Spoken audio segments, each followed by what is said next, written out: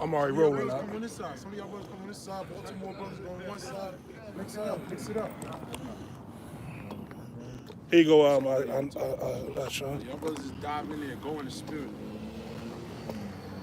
Hey, the scripture say the spirit listed where it go. The spirit jump on you, speak.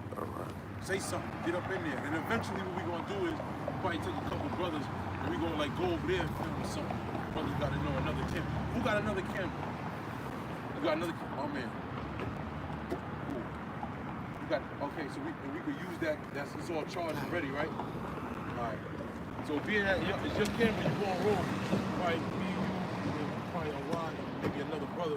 Maybe let's go over there or something and film. Let brothers just rock out here and y'all just go in. Spirit, let me grab my. Exactly. Yep. Spirit listed water. Yep. Exactly. Yep. You want it like taller up or? Yeah, I can't get it to stay. I think you got. Yeah, you got twist it. Come close, but It's live now. come closer, but hold on.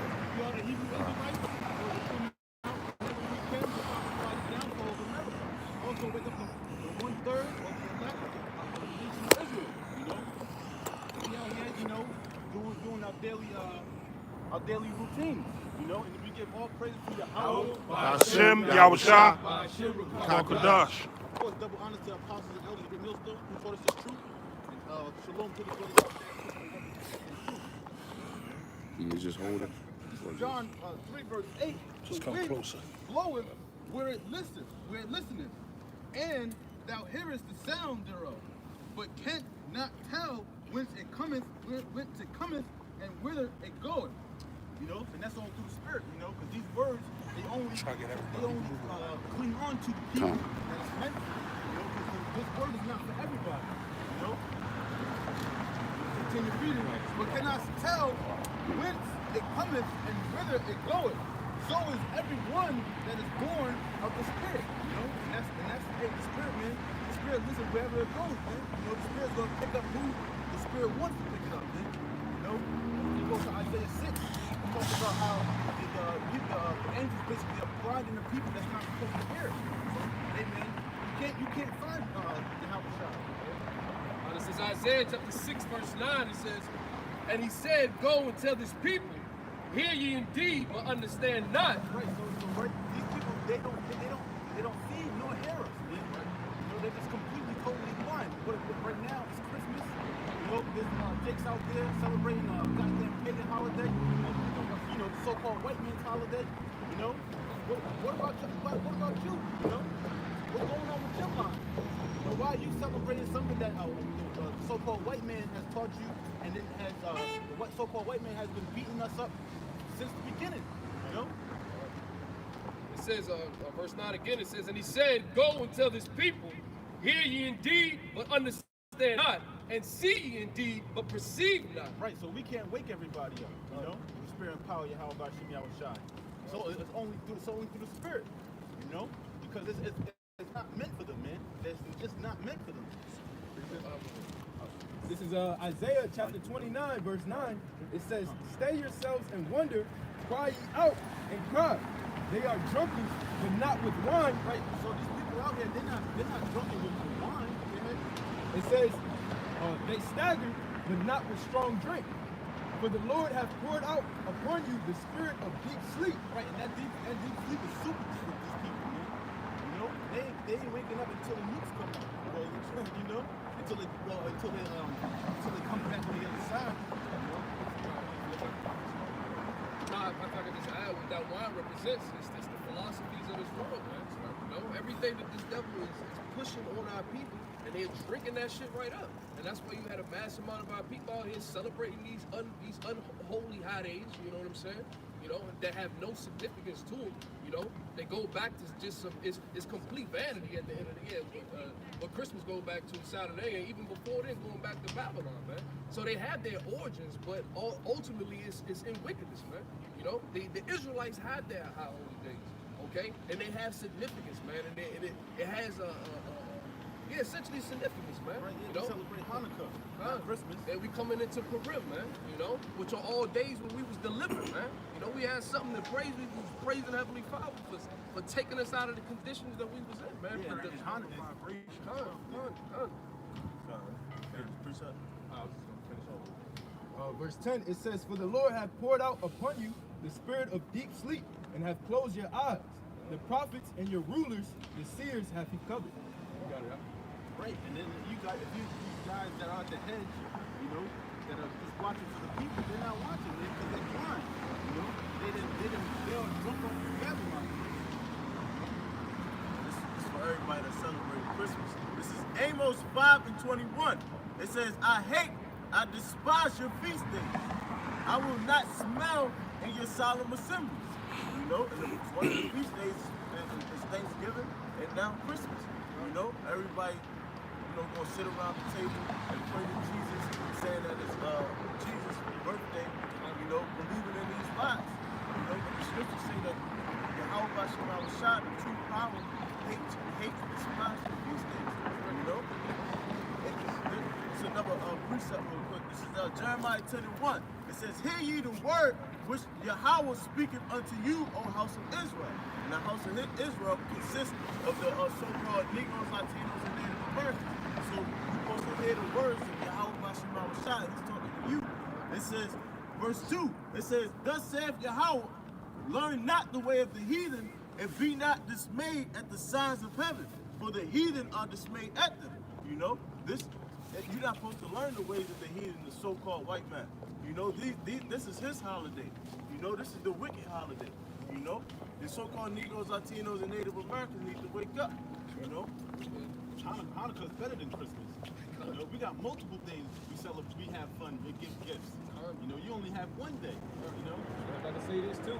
When you check out the history and look at what these folly days actually go back to, you will see that it's wicked. Right? Christmas, Christmas goes back to a Roman Catholic, a Roman holiday called Saturnalia, where for a full week straight they would do nothing but they would outlaw everything. You know, they would get drunk. The men would get drunk and the society at that time. You know, where they you know, like you said, they would get drunk, kill people, do all types of wickedness, having some big ass sex orgies with little ass kids and shit like that. And the kids were with it, man. They knew what was going on. You know. that's why we celebrate our holidays. That's why we celebrate our holy days, because when you look into history, they're righteous, man. You know, they go back to things that benefited our nation, man. You got it. This is Isaiah 42 and 21. The Lord is well pleased for his righteousness' sake. He will magnify the law and make it honorable. And those going into our holy days, right? Uphold them highly. And it says here, "But this is a people robbed and spoiled. They are all of them snared in holes, and they are hid in prison houses. They are for a prey and none delivered, for a spoil and none save restore." And that's going into how people are so caught up into being happy with these holidays, all these other satanic shit that goes on in their everyday lives and their families. They didn't ask for being restored. Can you read that last part again? It says, for a spoil and none save restore. For a spoil and none saith restored. You see that? Because these holidays, the philosophies of this world, is a part of you being destroyed. These things aren't our real culture. You know, the Israelites of the ancient world weren't celebrating Christmas. You know, and a lot of these people, they like to cover it in the face of Christianity, saying that it's who the world calls Jesus Christ, the Messiah's birthday. You know, which that's a damn lie. You know, all for them to continue in their wickedness, man. Yeah, can I say something? They put it on December 25th because of the winter solstice. It was the solstice, the sun completed its rotation around the orbit. So they put it on that day, representing Nimrod, the queen of heaven. You know, and that's where all it really goes back to the Babylonians. Yeah. You know? Samaria. Yeah. Right. Yeah, I then they put the Christmas tree sprung up, and they say, hey, that's in Jeremiah 10. They put the Christmas tree up, and if you didn't worship and follow that doctrine, you would be beheaded, and your head was hung on the tree. That's where you get those bulbs for the Christmas trees. You know, it goes deeper, you know. Scratch the surface. Right. This is just, this pagan shit. Like America, remember, this is the harlot, the well-favored harlot, but also too, what's happening? The harlot's skirt is being lifted. Because what? She got her secret parts. They don't push shit in your face like this is modern day Babylon. But that's why the chip is important. Right? The chip is important because what? This is what happened in ancient Babylon. They made everybody bow down to the golden image. But they're not going to have a golden image. They're going to say, look, this is going to help you. It's going to help you build your credit. You're going to get out of prison. It's a Trojan horse. Esau's, he's cunning with his fables. He's more subtle than any beast. Yup, bring it out. Come in the front, brother. Jump out. This is Sirach 3:19. Many are in high place and of renown, but mysteries are revealed unto the meek. For the power of the Lord is great, and he is honored of the lowly. He's revealing these mysteries to us, the lowly, the underdogs. Right. All these people in high places, they're gonna push this business. They're gonna push these black holidays on you. But the truth of the matter is revealed to the men you see here, man. And amongst the other cities where you see us prophesying. That's right. Yep. I got one. This is Exodus 23 verse 2. Thou shalt not follow a multitude to do evil, neither shalt thou speak in the case of decline after many to rest judgment. So hey, you're not supposed to follow a multitude to do evil. A lot of these jakes don't even know that following Christmas or celebrating Christmas is an actual fucking heathen thing, or evil thing. And then the rest of that verse is basically saying, look, if you know better, don't rest your judgment. Don't decline to rest your judgment. Because somebody will hush their mouth also too, because look, they know better, and there's a bunch of people out there, but they're not gonna say nothing. That's what that part is talking about. Read the last part again. Because if you know better, you should do better. The scripture says, to him that knoweth to do good, and doeth it not, to him it is sin. Go ahead, I'll read it to that last part again. Neither shalt thou speak in the case to decline after many to rest judgment. Yeah, don't decline your speech, to rest judgment, because sometimes when things happen, it's harsh, but you gotta bring it up. That's a part of having faith. No respect to person. Yep, there you go. You got it. Go ahead. I got that word for rest, and the same word for decline is atah. In the Hebrew, that word means it means to stretch out, extend, spread out, pitch, turn, convert, incline, bend, bow. Yeah, to convert, to turn it away.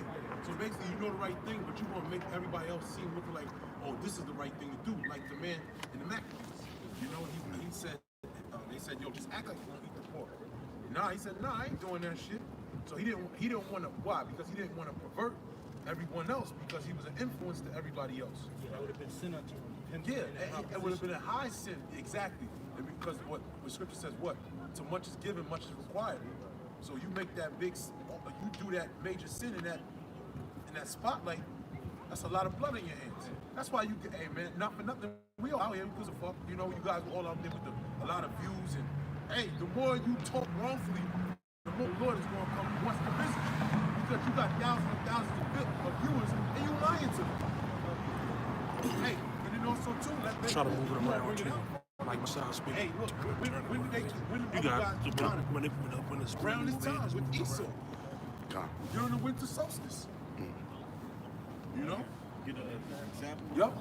This is an example of a man that was a leader of Israel and how you're supposed to act. This is First Maccabees 2 verse 19. It says, then Mattathias answered and spake with a loud voice, though all the nations that are under the king's dominion obey him and fall everyone from their religions of their fathers and give consent unto his commandments, yet will I and my sons and my brethren walk in the covenant of our fathers. The Most High forbid that we should forsake the law and the ordinance. You know, Mattathias stood strong. You know, everybody, the king that was taking over at the time, everybody was following his orders. You know, saying forget whatever their power told them. I'm gonna follow whatever who's in power in the world right now. I'm gonna follow them. And Mattathias said, "The hell with that." You know, we're gonna follow the law, statutes, and commandments of our forefathers. You know, that was given to our forefathers. And it was because Mattathias did that, it was a trickle effect. Because he was the father of Judas Maccabees, Simon Maccabees, and then they basically led a family coalition of warriors and of uprisings and revolts because that one man did that. You know? So you could put a lot of blood on your hands and you can wash a lot of blood. Mattathias' name was written in the book of heaven, in the book of life. You know? Why? Because ultimately the spirit was on him. But because of that one act to stand up for righteousness, the Most High rewarded him. You know? This is what he said before he died. This is First Maccabees 2:50. It says, "Now therefore, my sons, be zealous for the law, and give your lives for the covenants of your fathers.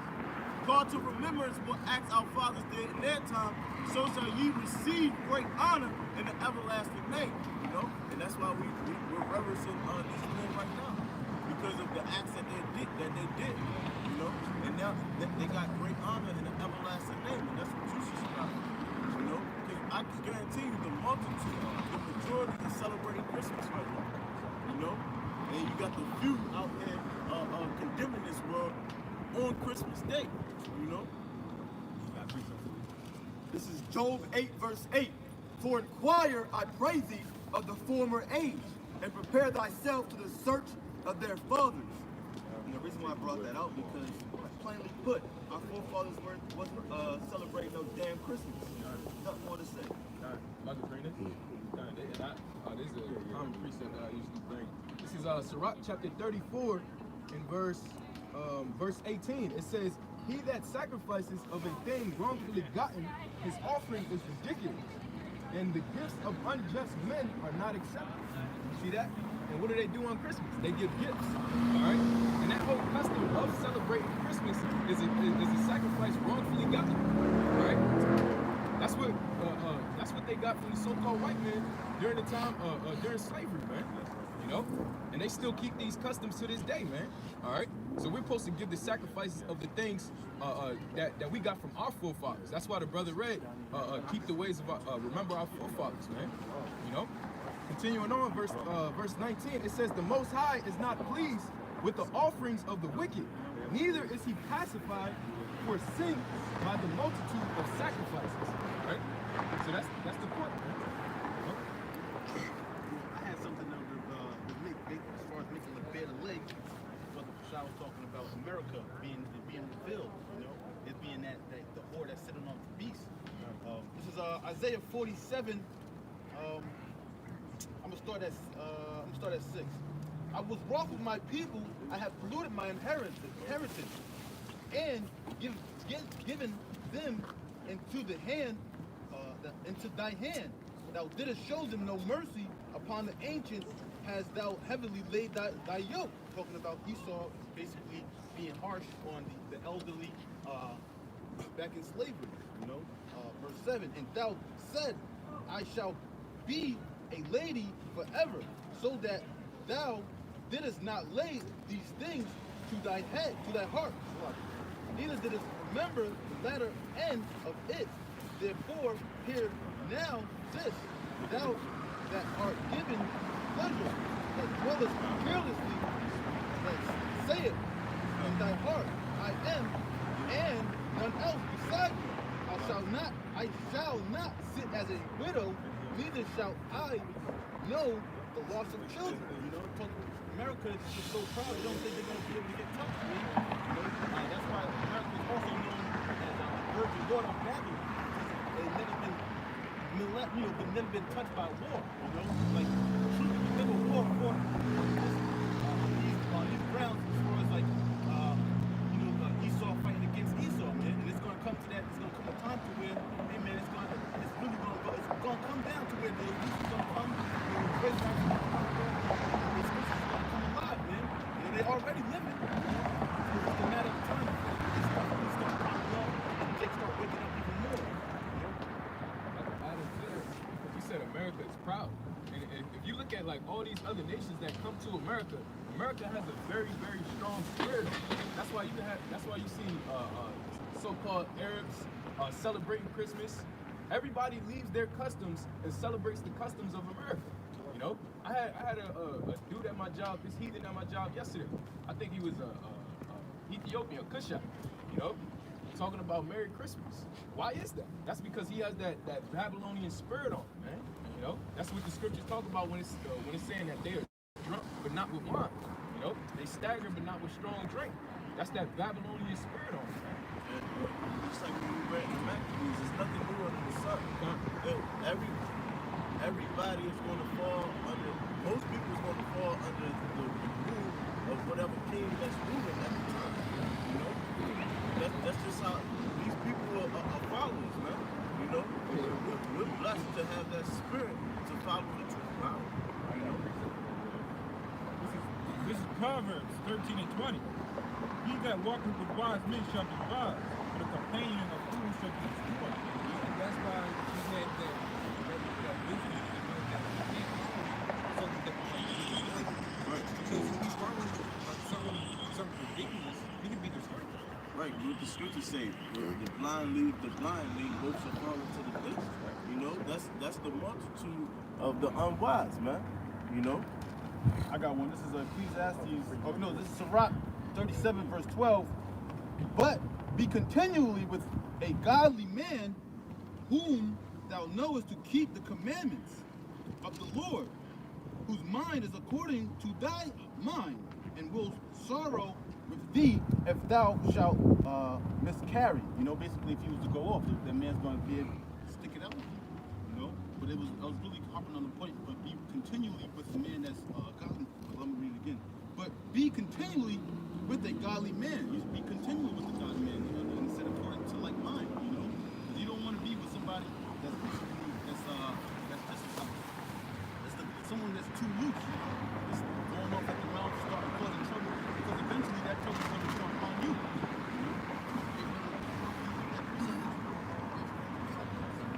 This is Proverbs 13 and 20. He that walketh with wise men shall be wise. Right, because you're going to obtain that wisdom. That wisdom from them is going to rub off onto you. And the scriptures talk about a wise man will hear instruction and increase learning.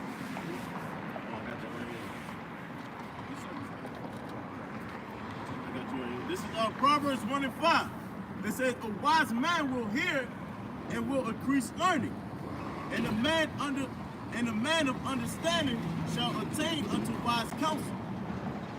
Yeah, man is going to obtain to wise counsel because he knows these men have the jewels.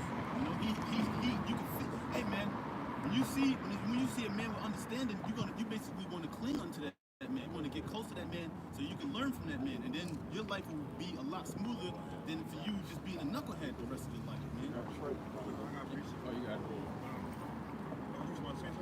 Nah, I just wanted him to finish off that word. Yeah.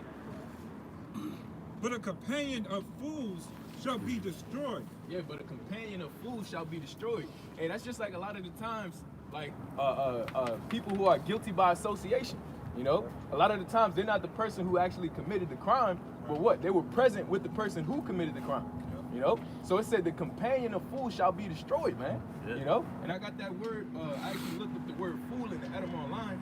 It says silly, stupid, or ignorant person. That's what our people are. They ignore the laws of the Heavenly Father. They ignore the prophets that are telling them this holiday is pagan, man. You know, and it's wicked. All right. It says madman, insane person. Okay. You have to literally be insane to constantly ignore the Heavenly Father when we're telling you that death is coming your way. All right. This is not a game, man. You know, this is truly a matter of life and death. All right. Okay. Just to finish it off, it says mad, insane, foolish. It says kind. Yeah, that was it on that. You got it right. This is Sirach 20 and 9. There is a sinner to have good success in evil things, but there is a gain in terms of law. So you can gain a lot following these following a bunch of sinners. So things that's opposite of what the right thing is to do. I'll bring it back out again. There's a sinner to have good success in evil things, And there's a gain that turneth to loss. So you can lose a lot continuing to follow these wicked ways, man. So you can lose salvation. You can lose a chance to find out who you truly are. You know, you can be continually walking in the path of the unrighteous, you know, thinking that you're African American and that there's nothing wrong with celebrating your birthday, you know, buying gifts on holidays that everybody else is doing. I got one.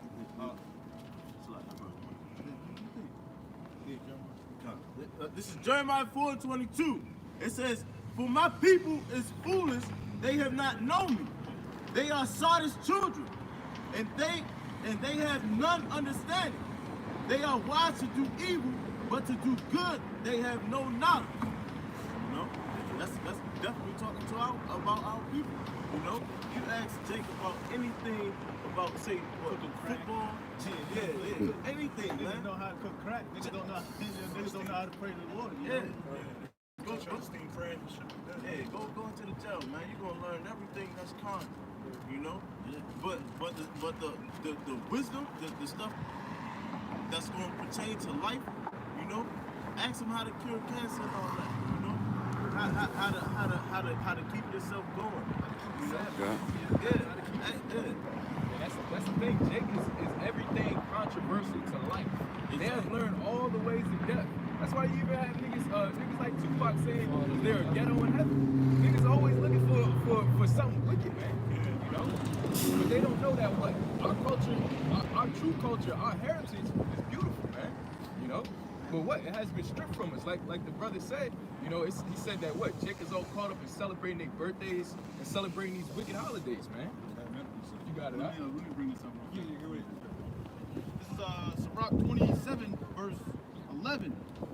The discourse of a godly man is always with the discourse of a godly man is always with wisdom, but the fool changeth as the moon. If thou be among the indiscreet, observe the time, but be continually among men of understanding. You know, a man that's not really discreet stuff, man. He's just like I said, he's just like a man that is wandering, you know, that's all over the place. You know, buying gifts on the birthday and stuff like that, man. That stuff, that birthday, like celebrating the birthday, go back to making holidays too, man. You know? If I can say this, because the scripture that the brother read, it said a fool changes as the moon. And that's why we love this truth, man, because it doesn't change. We have a lot of people who complain and say that we sound like a broken record. We say the same thing all the time. But that's because we believe this, man. All right? And we know that this is a sure prophecy. All right? The words of the Heavenly Father. I mean, we learn in repetition. Exactly. The Apostle Jabbar, he says it all the time. Say it loud, bro. The father of skill is repetition. You know, so the more you do something, the more you're going to get sharp on that. You know, like I always use construction because you know you building. Now with the hammer, you know, you first get on the construction site. You know, you hit the hammer. It's kind of you don't feel as good. You know, it's harder. But like 6 months down the line, you know, you could basically use the hammer backwards, hitting nails into the ceiling. You know, and that's the beautiful part about it because people want to change, but hearing the truth, we don't change. We repetitions, but we also learn as we go along. Because we don't change, we excel. Which means, like, even in, for example, video games, you're so used to shooting the same trick, but now you just learned up, you can do something totally new. And then you go to the point, so it's in your mind. And that's how we evolve. And niggas learn better ways to be wicked. Yeah, and we learn more and more how to be godly.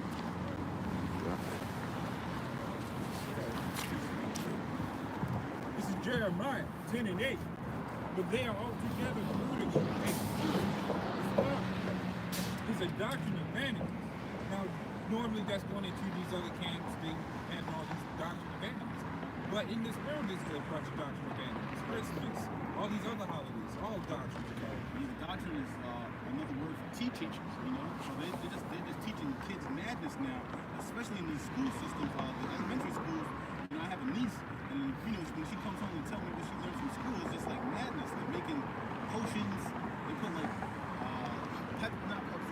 Sprite with like some Skittles, and then it's like they like making potions, and then you know, there's just some weird fucking witchcraft going on in them schools, man. Because it's like, like I forgot like they was like basically casting spells on the children. I'm like, nah, man, this is not good. This is not good. Hey, man, that goes to show you this doctrine of vanities, man. They're just teaching these kids nothing but what the hell is learning how to do a spell going to help them out in the goddamn world? That's why this majority of this country is all messed up because they just learning they're learning how to be chemists.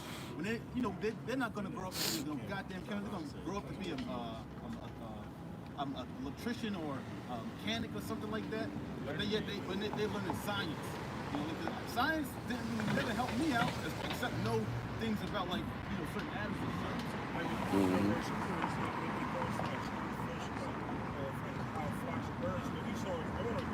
They try to see who's what, so they can fish out of there who they can use for their album, who they can use for their, their science, wicked science. That's why you got all the people in the honor classes and everything. They pick them from Ivy League schools. They can help further on the engineering to make bombs, go to the jobs like Northrop and Grumman, the planes and shit like that. That's what Esau do, man. He ain't slick, but we're not ignorant to it. Hey, bro's gotta speak up. And I know what you're talking about because I know what they mix with that shit. It's the only thing I'm willing to do is because they basically showing you how to mix up some other fucked up shit. Basically, there's what Skittles, soda, and some other shit in there. And all it does is raise your heart rate and your blood pressure. It's like, why are you drinking all this shit? And then as you grow along, you know people are creative. Jig is always creative. We're gonna mix some shit worse than that. That's where you get all these crackheads and all this other shit. It's just the further impression. You got it. This is 1 John 3 verse 1. Behold, what manner of love the Father hath bestowed upon us, that we should be called the sons of the power. Therefore the world knoweth us not, because it knew him not. Right. 1 John 3 verse 1, behold, what manner of love the Father hath bestowed upon us. Right, so we should be grateful for the love that Yahweh Shah has given us. You know, people? That we should be called the sons of the power. Therefore the world knoweth us not. Right, that's why the world looking at us weird. You know, they walking past us like, man, who is these guys, man? It's Christmas Day. You know, man, go open a present or something. You know? But we understand we got the true love, man, the true blessings. You know? We're proud of that. We're proud that the world is looking at us like we're crazy, man. You know? Can you keep going, bro? Therefore the world knoweth us not, because it knew him not. Right, because it knew Yahweh Shah not. You know, the Most High didn't give them a chance. You know? That's why they sitting there, cutting dirty ass trees and putting it in their living room and shit.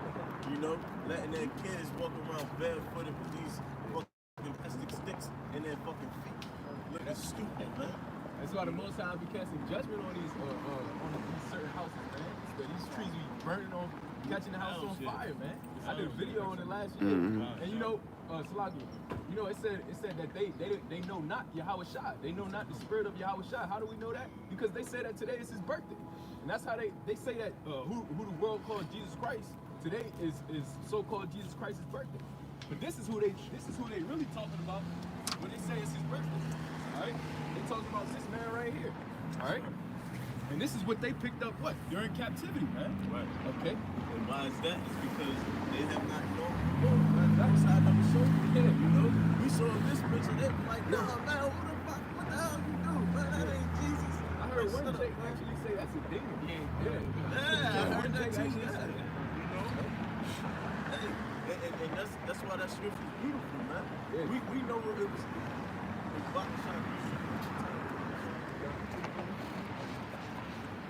John 3 and what? Oh, what manner of love the Father hath bestowed upon us, that we should be called the sons of the Most High. Therefore the world knoweth us not, because it knew him not. The love. Now we are the sons of the power, and it doeth not yet appear what we should be. Because right now we're at a little state, we ain't got much to really show. You know, we look like so-called bums. You know, we look crazy coming out here preaching the word to our Heavenly Father on Christmas Day. You know, people think we're strange. Yeah, she like it, bro. That's probably why that bitch fell. Probably scoffing in her head. Scoffing in her mind.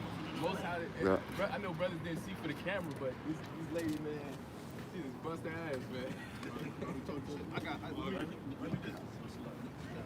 is 1 Peter 4, verse 4. Wherein they think it strange that ye were not with them to the same access of riot, speaking evil of you, who shall not give account to him that is already to judge the quick and the dead.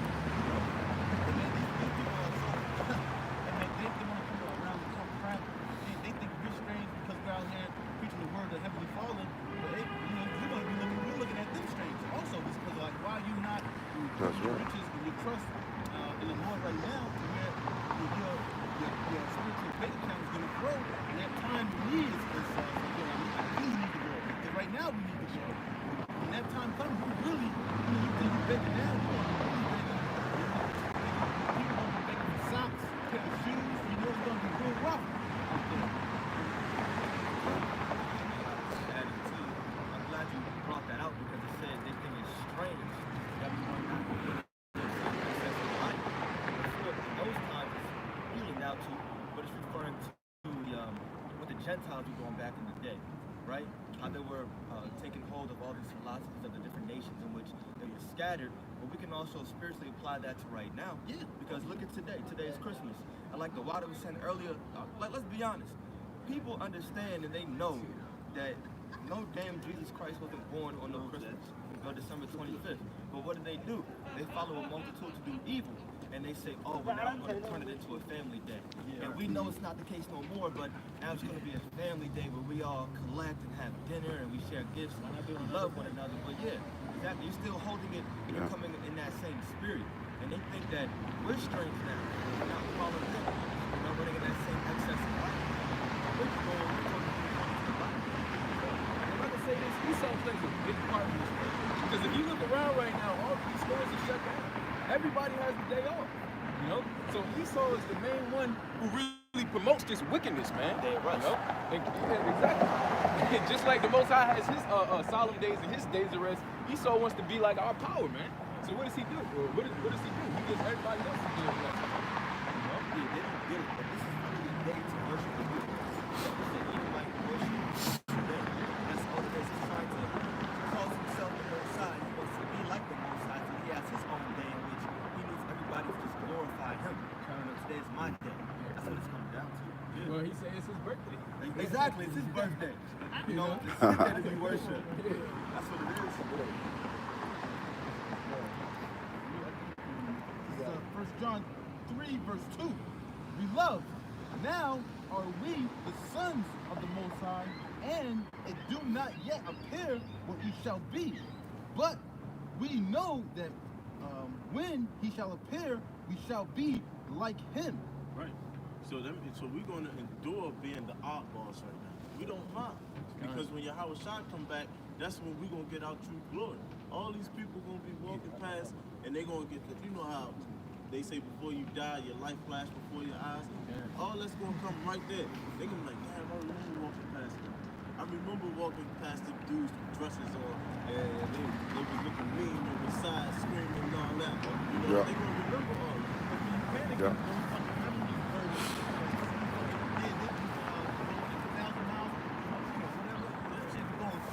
You thinking about all the fucked up shit you done done, nigga. And that's why your ass is, the life is flashing before your eyes because all the messed up stuff you done done. Yeah. At least when we die, we're going to be praying that you just have mercy. Yeah, so when they see this image come out and not that image, that's when they going to know, they going to remember us and they going to be like, I'm fucked up. There ain't going to be no way I'm about to be saved right now. You know that feeling you get where it feels like the heart drops. You know, like, well, like the things that feel like when the cops get behind you. You know, you get like, the shit just gets all tingly inside. These worse than that. Yeah, these motherfuckers. niggas gonna pass out. Yeah, these motherfuckers gonna get some movement on themselves. Literally, there's gonna be shit coming out their ass. This is Well, let me just finish this, brother. This is like it. We shall be like him, for we shall see him as he is. And that was it. You know, we're gonna see him as he is. And he's gonna be a so-called a dark man. You know, Yeah. so-called black man. This is Ezekiel 33 and 33. It says, and when this cometh to pass, lo, it will come. Then shall they know that a prophet have been among them. So just like what the brother said, when this come to pass, and lo, it will come, then they're going to know that a prophet have been among them. You know? This is Zephaniah 3 and 18. It says, I will gather them that are sorrowful for the solemn assembly. Who are thee? To whom the reproach of it was a burden. Behold, at that time I will undo all that afflict thee, and I will save her that halteth, and gather her that was driven out. And I will give them praise and fame in every land where they go, in every land. Put to shame. Put to shame. Yeah. So the Lord is going to undo people that afflicted us. The Lord is going to give us praise and fame in every land and shame. Yeah. It says, at that time will I bring you again, even in the time that I gather you, for I will make you a name and a praise among all people of the earth. And I turn back the captivity before their eyes, saying, because we're a special people, you know, we're a special set of people, you know, we're a special people to the Most High. That's why we're not supposed to be following the multitude of people, you know. And we're put to shame and put down for not celebrating Christmas. We're put to shame for saying that we don't want to celebrate, you know, our brother that was killed, you know, when what's his name, that damn crystal ball cologne came over. Hey, You know, hey, but hey, that's get 1 Peter 4 and I think 16. You gotta think of the history of America, how many jigs were hung on Christmas back on Reconstruction. Right. Yeah. Jim Crow time, you know? And it wasn't just so-called black men. It was Issachar got Issachar too, yeah. all tribes got This is 1 Peter 4 and 16. Yet if any man suffer as a Christian, let him not be ashamed, but let We say suffer as a Christian. That word Christian means follower of Christ, which we know is a follower of Mashiach. So let him not be ashamed, but let him glorify the Most High on his behalf. For the time is come that judgment must begin at the house of the Lord. It's like the house of the power.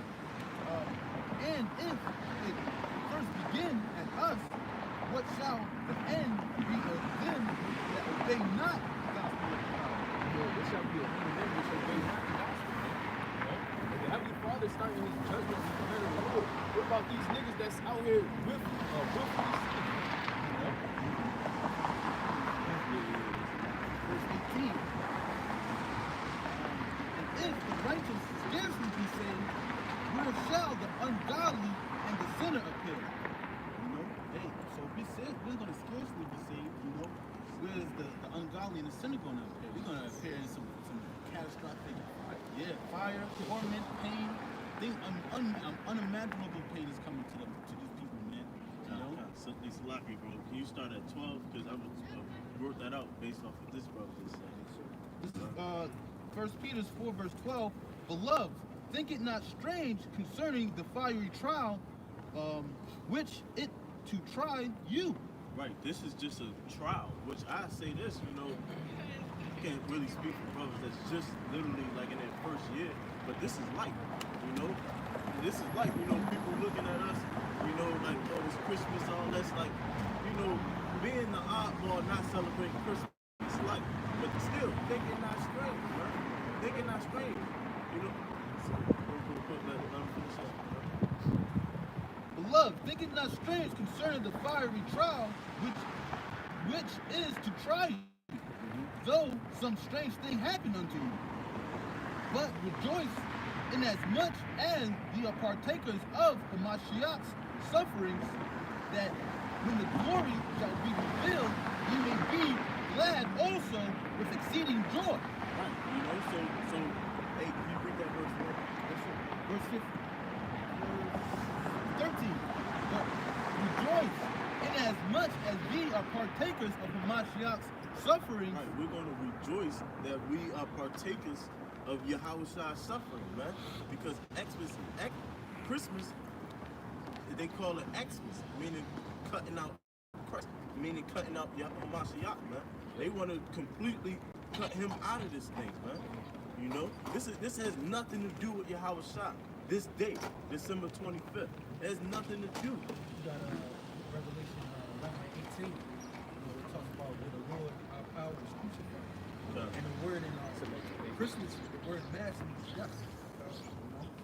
Bring this down real quick. You finish with that, right? Yeah. This Acts 5:41. We were just speaking on our suffering. And they departed from the presence of the council, rejoicing that they were counted worthy to suffer shame for his name. So think about that. You might be counted worthy just to suffer for your own stuff. People look at suffering as a bad thing. If you suffer in wickedness, so we get less from you. If we suffer for the fact that we fight in the same model and hell as a communist.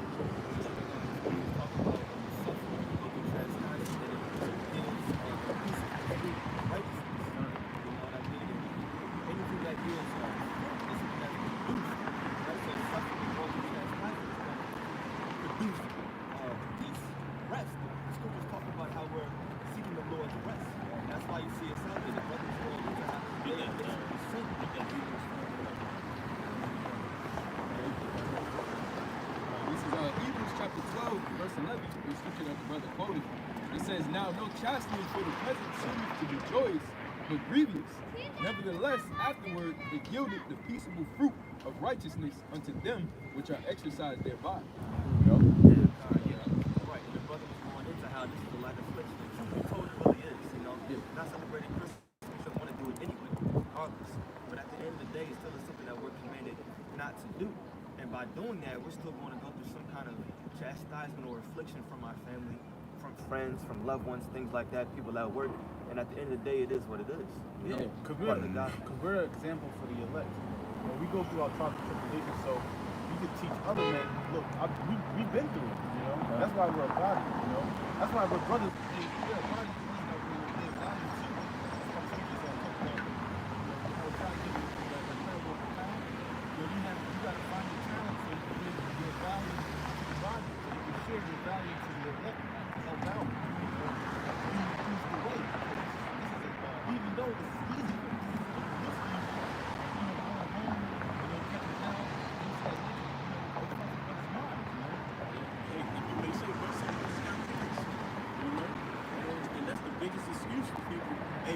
We just do it for the kids. You know? I've been sitting there rocking with my motherfucker saying, think a fat man can fit through a chimney. You know what I mean? Like, The thing is, bro, like, how is he going to deliver all the gifts at one fucking time? But you know what? It proves how simple the people are, because we can cut them with the scriptures, but we can really kill them with common sense. Because what the people are basically saying is, you're going to willfully lie to your children. And they're fine with that. They're fine with their traditional lie to their children. Having a fantasy, you know, just living a fantasy. And that's what America is, man. This big one fantasy. I work with this one dude from Ghana. Or I used to work with this one dude straight from Ghana. He said, man, I literally thought, you know, he bust his ass just to move to America, move his family to America. He said, I thought the fucking streets was paved with silver and gold. Wow. You know? And then he said, when I come to this, you know, just sign the crime, man. He said, living the American dream. That's what he say to me every time he see me. Living the American dream is really a fucking nightmare. That's what he say.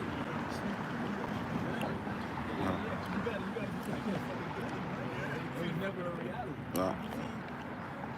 That's when you hear of all the lies we get taught, even if you're older, you get taught they make you question what exactly you believe in. You've been fed lies, so what is the truth?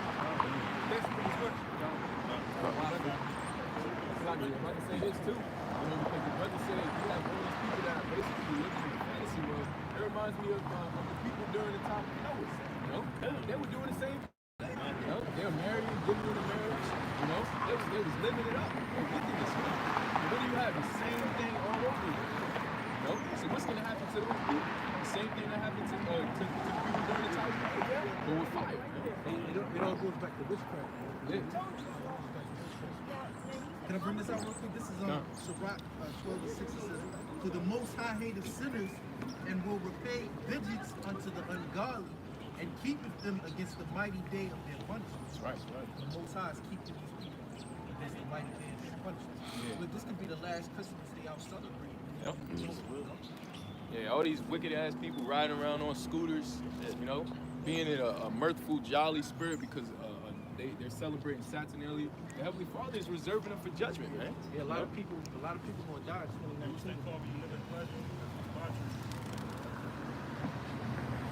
If I can bring this up, this is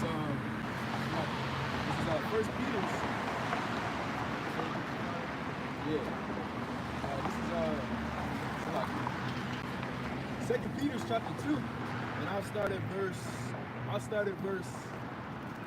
5. It says, "And spared not the old world, but saved Noah, the 8th person, a preacher of righteousness, bringing in the flood upon the world of the ungodly, and turning the cities of Sodom and Gomorrah into ashes, condemned them with an overthrow, making them an example unto those that should after live ungodly." So that was supposed to be an example unto these people, you know. But you have what? You have these people who literally are doing the same thing that the wicked were doing back then, but even worse, man, to the furthest extent. You know, they have went the furthest left, man. Well, okay. It may not say specifically in the Bible, but celebrating Christmas is a sin. It's ungodly. And that's why Esau fought so hard to take our nationality away from us. Because the scriptures say the things that was written before time was written for our learning. But if you read the scriptures not understanding that you are the people that it's talking to, then you're never going to understand the things that was written before time was written for you to learn. If I could finish this off. Yeah, I'll read verse 6 again. "And turning the cities of Sodom and Gomorrah into ashes, condemned them with an overthrow, making them ensamples unto those that should after live ungodly, and delivered just Lot, vexed with the filthy conversation of the wicked." If you don't agree with homosexuality, you will. You will.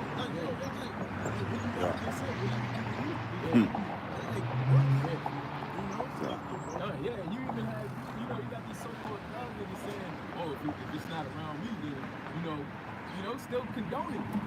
It's the young niggas that's gay. You got jail niggas saying, "I was going to get popped. I was doing the pop." Yeah.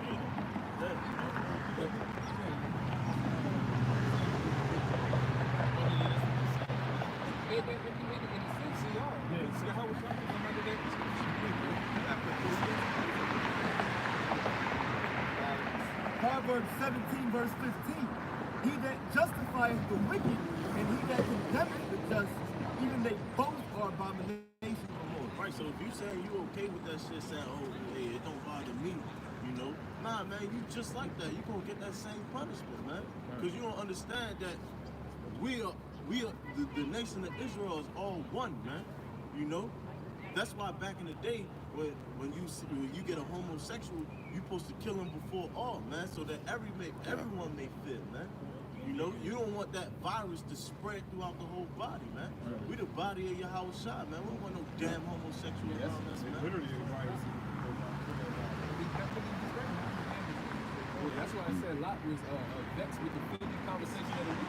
When you look at that word conversation, it goes back to conduct. The people were actually wicked. We have to witness these things, man. All right, and we're living in a time where we have to witness wickedness, man. All right, and that's what we're doing. We learn from that example. Yeah. These people will know about Sodom and Gomorrah and still be a damn fact.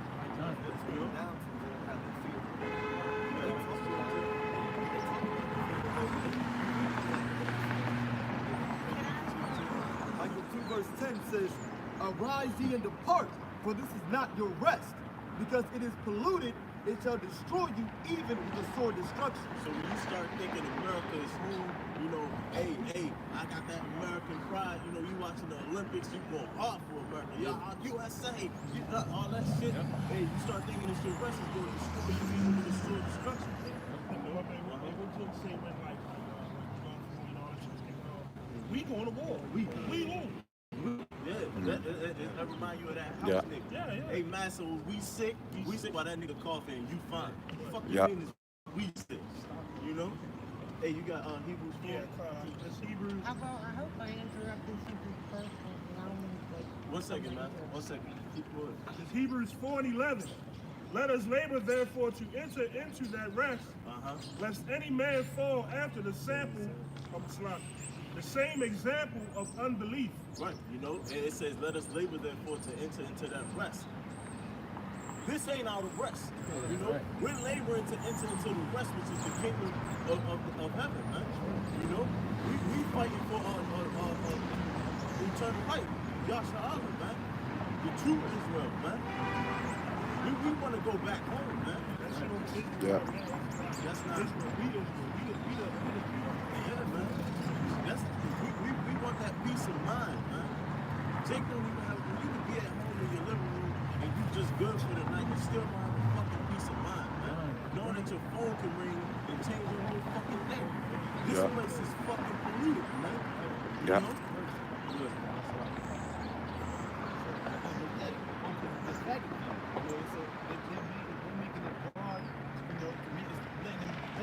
They're letting you know that it's okay to be a faggot. You know? So when you become a faggot, you benefit, you get perks, you know, bitches like you more, you know, the job's gonna hire you, or else you could go to the goddamn place and then tell them that, look, this place is discriminating.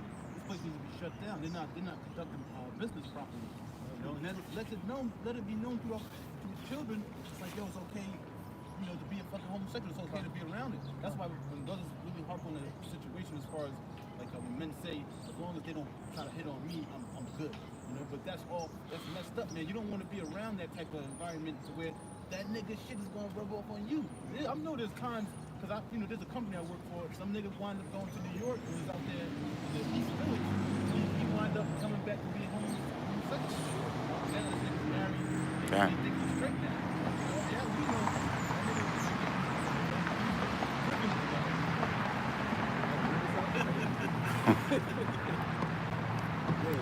I can bring this out. This is Sirach, chapter 27, verse 13.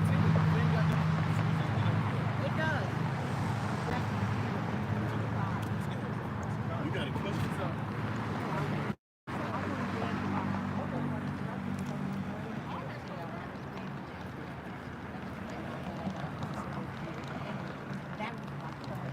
Oh, what was your question? If I was interrupting a person that I want to, but I wanted that I do have scripture on it, right? Nah, you got a question, ask a question. I did it. If I was interrupting. Yeah, you are. I apologize. You good, girl? All right. This is Sirach. Sirach chapter 27, verse 13. It says, the discourse of fools is irksome, and their sport is in the wantonness of sin. And when you look up that word wantonness, it means willful. It says their sport, their actions, their conduct is in willful sin. That's what our people do, man. And it's irksome, man. That's why the brother said you can't even have a peace of mind sometimes. You know, you get off of work, you just like, damn, man, I want to go home for real. You know, you get home, you like, man, I want to go home.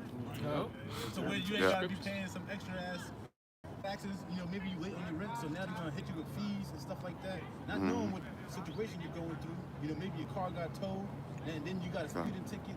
You know, because you was late going to an interview or something like that. You know, they don't know what's going on, but they're gonna hit you with all these fees. Now you waiting your credit card, now you waiting your car payment. That's just because some one million fucking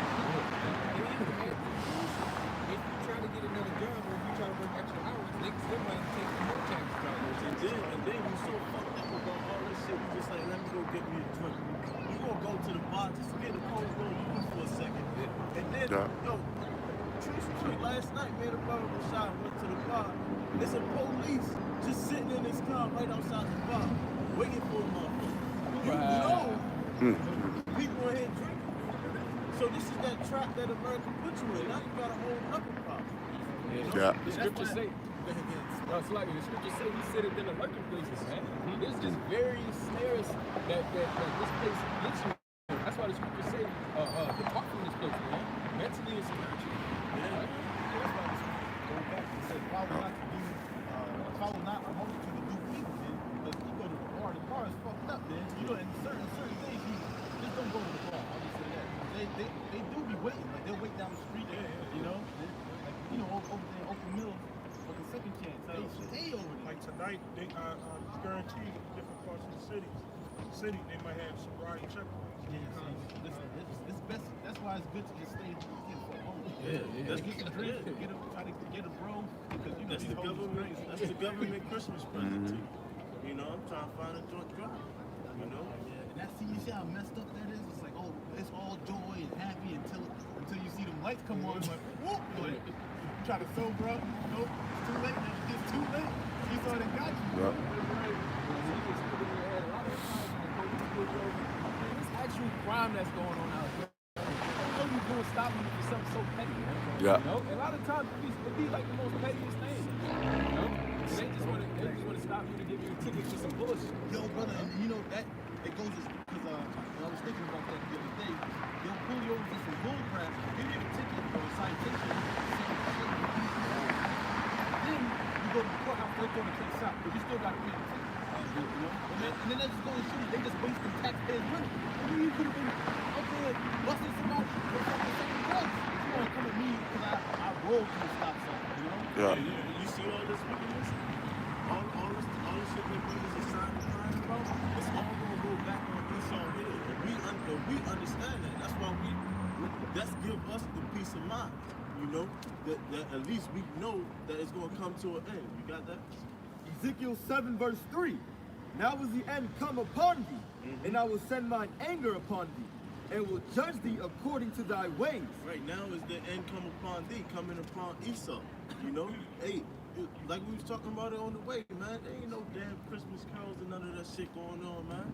You know, back in the day when I was growing up, you would have a motherfucking firefighter with Santa Claus on the top, hanging out candy cans and shit. You don't see none of that shit today, man. Yeah, man, ain't none of that shit. We downtown. What the fuck going on, man? Right. Everybody waiting for tomorrow and shit. yeah, When is this winter break gonna be over, man? Right. You know? I remember working down here besides that. Last year, this whole street lit up with lights.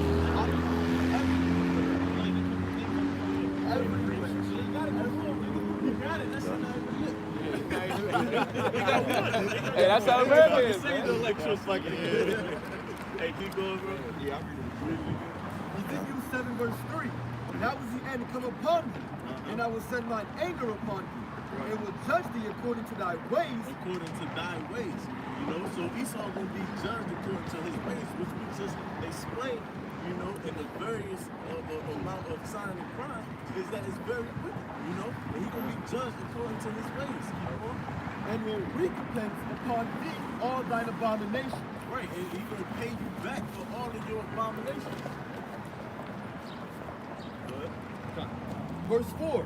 And mine eye shall not spare thee, neither will I have pity, but I will recompense thy ways upon thee, and thine abominations shall be in the midst of thee, and ye shall know that I am the Lord. Right. Read it. Keep on. Verse 5. Thus saith the Lord power, and evil, and only evil, behold, is come. An end is come. The end is come. It watcheth for thee. Behold, it is come. Right. It's coming, man. So all you so-called white people and everybody that's following the ways of Esau, you know, you gonna have to pay for that, man. You know, did it say double? You was gonna give it back double? Read that.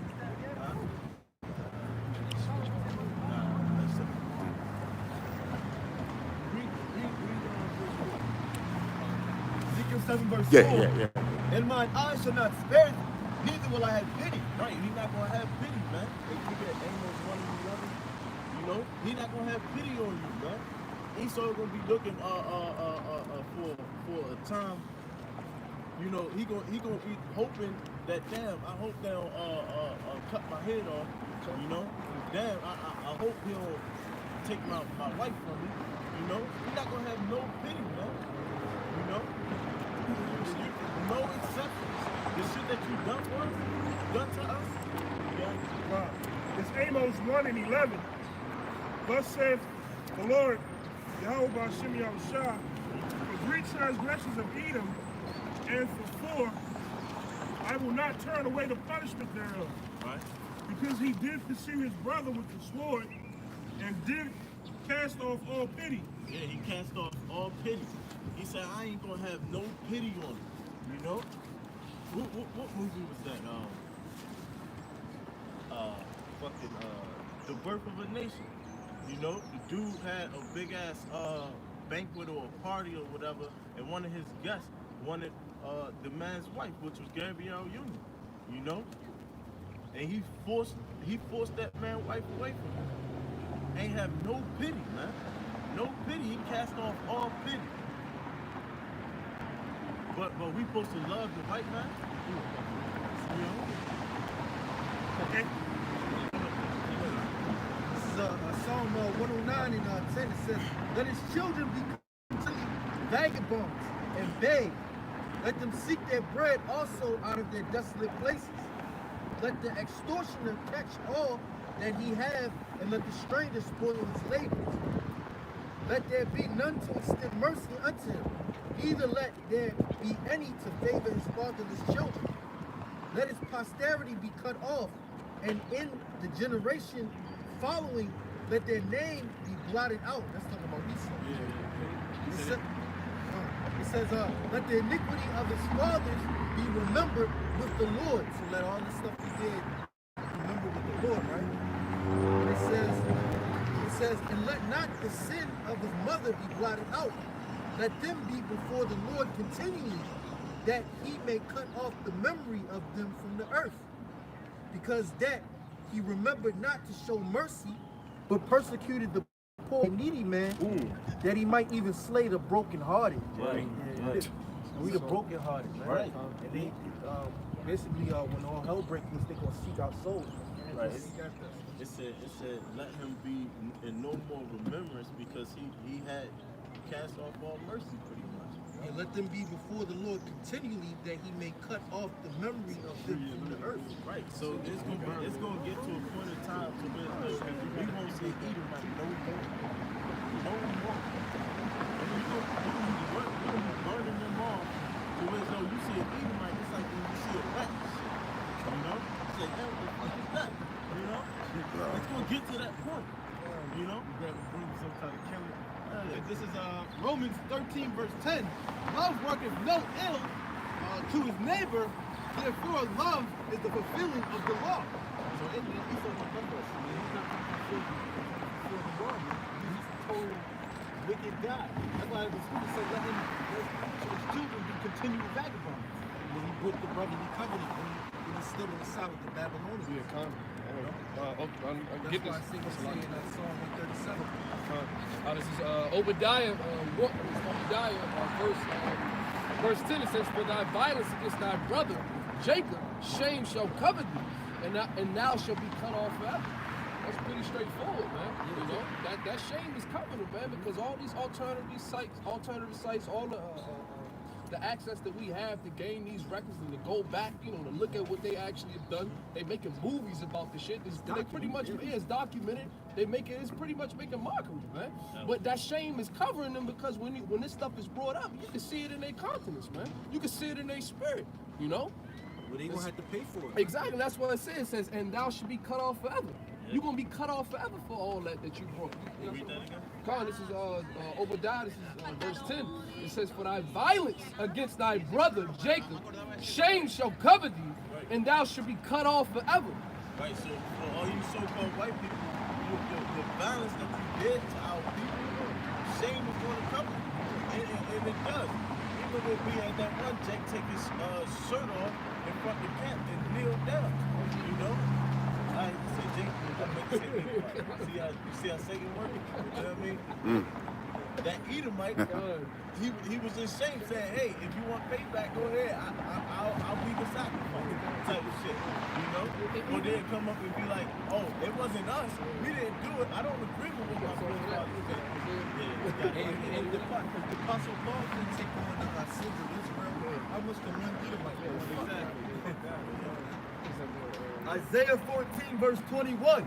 Prepare slaughter for his children, for the iniquity of their fathers, that they do not rise nor possess the land, nor fill the face of the world with cities. Isaiah 14 verse 21. prepare slaughter for his children. Right, so all you so-called white people that's walking up and down these streets right now, hey, we're preparing slaughter for you, you know, for the iniquities of your fathers, man. The Most High, Yahweh Bashim Yahushua is going to read that thing. He's going to really get busy, man. Yep. When you read, what is it, Isaiah 63? You know, the Lord got to sacrifice in Basra. What is Isaiah what? No, you go ahead and get what you got first. Okay. Isaiah what? Now it's just spoken. Oh, okay. It's Ezekiel 25 and 14. I will lay my vengeance upon Edom by the hand of my people Israel, and they shall do in Edom according to mine anger. Right, according to the anger of Yahweh Bashim Yahushua, man. You think you angry at this so-called white man? You don't know the half. You don't know the half of what the Most High. Hey, you cannot tell me you will go up to an Edomite baby and rip his head off and not have an ounce of remorse. It's going to have to be the anger of Yahweh Bashim Yahushua for David and dash and children against the stones. Well, that's why the scripture said, therefore, wait and get on me. The Lord will put the transformers. Read that again. God, it's Ezekiel 25 and 14. And I will lay my vengeance upon Edom by the hand of my people Israel, and they shall do in Edom according to mine anger, and according to my fury. And they shall know my vengeance, saith the Lord, Yahweh Bashim Yahushua. It says, they shall know my vengeance. They shall know. So when we finally get our hands on them, they're going to know the vengeance of the Lord. Because who's going to use? He's going to use the vengeance. All right? I got a precept. No, you can. This is Revelations 18 and 6. Reward her even as she rewarded you. Double to her, double according to her works. Double unto her according to her works. You know, what are certain things that they did to us? How was we rewarded? You know, we was rewarded with a yoke of iron around our necks. You know, they castrated the men. How they raped the women. We called the children to alligators. Yep, for the children to alligators. And that's some documented stuff. You know, taking horses back on the Romans, they were supreme for torture. Yeah, you know, the one thing you couldn't tell on time. You know, the document. You know, couldn't live for one time. Even when they first came over here with the Northern Kingdom, it was estimated to between 20 to 100 million of the Northern Kingdom blood was shed. Yeah, you killed their animals. You know, you killed their livestock. Like that scene from John Glass, that big pile of buffalo skins. That's factual. The natives source winner. I'm glad he brought that out because he saw like some portrayed that the Native Americans was just killing them and then leaving them for dead. But in all reality, it was them. It was just like the same thing with the scalping thing. You know? It's like there was all Edomites doing that wicked shit, man. It wasn't Jake. And it was all of them. It was the French, it was the Dutch, Yep. all right? Arabs, You had the Spaniards, English. It was all of them. So you got Edomites to say that wasn't my fault, this and that. Nah, your fathers participated. Sure. Yeah, real quick, Salaki. Can you finish? When you read that one more time? Salaki. This is Revelations 18 and 8. Salaki, 18 and 6. Reward her even as she rewarded you. Double unto her, double according to her works. In the cup which she had filled to her double. Yeah, man. Everything you did to us is gonna be double, man. And then once we finish fucking you up, we're gonna be done. This is Psalms 137, in verse 7. It says, "Remember, O Lord, Yahweh Yahushua, the children of Edom, in the day of Jerusalem, who said, race it, even to the foundation thereof. O daughter of Babylon, who ought to be destroyed, happy shall he be that rewardeth thee, and thou hast served us." It says, "Happy shall he be that taketh and dashes thy little ones against the stone." Yeah, because the men that the Most High put the spirit on, he would eat according to his anger. That's right. This is what they've been waiting for, man. Go to the promise. You see how David is man, David dropped on God? He's a prophet, man. You see how he equated Edom unto Babylon within the next precept. Okay? So look, if you got that spiritual eye, then the Hakwadash is dealing with you gonna know where we at, what time we at. You know? This is the book of Ezekiel, chapter 9, verse 5. And to the others he said in mine hearing, go ye after him through the city and smite. Let not your eyes spare, neither have ye pity. Right. Neither have ye pity. You know? They don't feel sorry for a motherfucking thing. Go kill that ass. You know? That's gonna be our orders. You get Jeremiah 16. Verse 6, slay utterly old and young, both maids and little children. God damn, slay utterly both old, bro. You see an old motherfucker walking around with a cane across the street, you supposed to go kill his ass. You know? Well, this what happened. It happened in history. That's right. The Lord gave certain men an exemption from judgment, and then the rest, the Lord gave the command of the angel to just smite. Have no pity, young children, 2 years old, infants, they were all put to death, man. You know? Well, it's good to talk about. You're not supposed to hold back the sword from blood. Yep. First, we need to hold the sword back to blood. Yeah, it's good to talk about how they didn't have any pity on the ancient of our people. This is real quick. Malachi 3 and 6 it says, "For I'm the Lord Yahweh, I change not. Therefore, ye sons of Jacob will not consume." Because people like to say, they God in the Old Testament, he's different now, this and that, as if he went to anger management or something. He's a whole other type of guy. No. The Lord don't change, man. His message don't change. These prophecies don't change. You know, He's bound by his prophecy. That's right, man. You know, that's why it seemed like he turned his face away. Where everything, according to the precept, according to the prophecy, is playing out. It's the Lord has spoken. All we can do is prophesy, man. That's all we can do.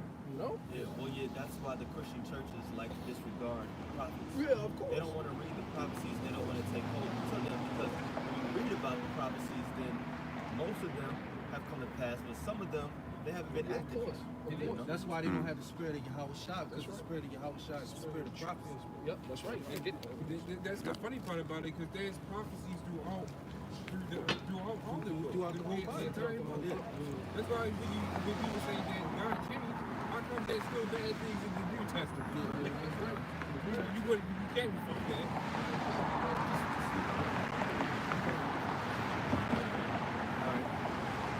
It says, Ezekiel 9, I read verse 6.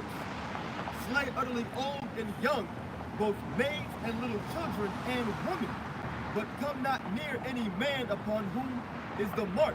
And Right, so the only one that's going to be saved is the righteous, man. There ain't nothing, it's nothing new under the sun, man. You know? So all you women, man, you proud ass women, you know? Get your kids cut off, man. You know? Let's see what happened over there in Indonesia. They was over there dancing, doing the little thing and all that. Water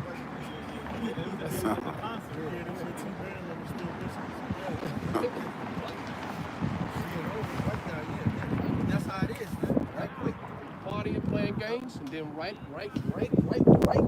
at that peak of you enjoying yourself, judgment. That's how Jake is, man. Jake always want party and bullshit. And Exodus it says, they rose up early to play, man. They in the fucking wilderness. Well, they show you that in that movie, The Purge. You see the last show? Party. He in that drink. Sticking motherfuckers and shit. This shit got real, man. It's Jeremiah 16 and 16. Behold, I will send for many fishers, saith the Lord, Yahweh Ba'ashem Yahushua, and they shall fish them. Right, and that's what we're doing right now. We're just fishing right now. You know? That's not our only job. This is just part one. Part two. Go ahead. And after will I send for many hunters, and they shall hunt them from every mountain, from every hill, and out of the holes of the rocks. Right, so you go ahead and keep on fucking with the Lord all you want. You know, you just market yourself. You're gonna be hunting. You know, And we gonna hunt the elites too. right. The scriptures talk about how the elites they gonna come up out of the pits. Out of every hole. Out of every hole. How they gonna be scared of?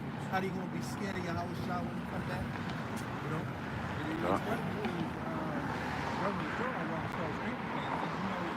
That was a monster.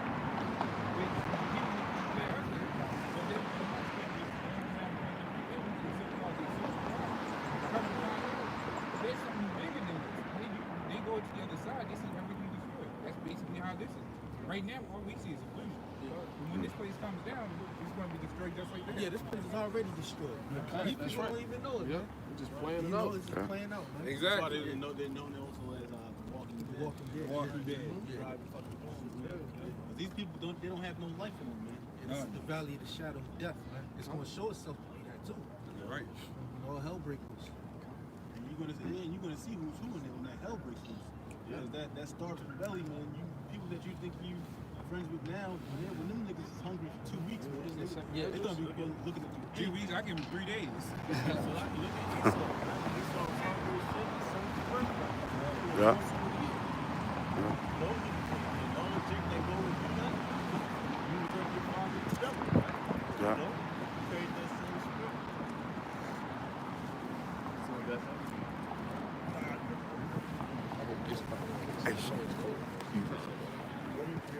This is Malachi 4 and Yeah. 1. For behold, the day cometh that shall burn as an oven, and all the clouds. Let me get it. Grab the Bible. Yeah. You do some read. Esau, shall be stubborn. The day coming shall burn them up, saith the Lord of hosts, that it shall remove them like a raw bricks. Nothing at all. Yeah, they're not going to be able to rebuild. After the nuclear destruction, they're not going to be able to rebuild this place up. You know, it's going to be nothing but a desert. For years, America's going to burn. You know?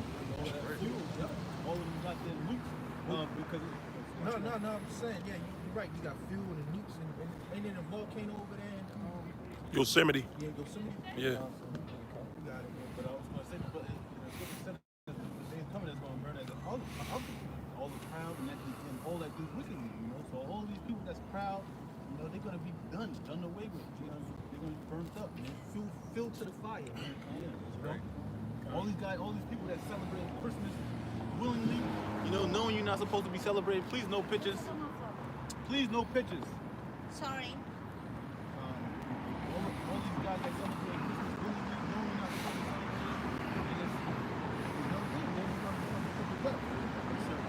This is 2 Ezra 15, verse 7. It says, therefore, saith Yahweh Bashem Yahushua, I will hold my tongue no more, as touching their wickedness. Right, so we're out here to warn people, like, look, they're doing wickedness, man. You're not supposed to be celebrating Christmas. You're supposed to be celebrating Thanksgiving, and you're not supposed to celebrate New Year. New Year is gonna that's witchcraft too. Oh, you got work to do? Oh shit. Yeah, New Year, according to the Heavenly Father, the Son. You're supposed to fear the Lord. Yeah, you're supposed to fear your heart by somebody's shop. These people are fucking big. They see. Oh, you ready to go? All right.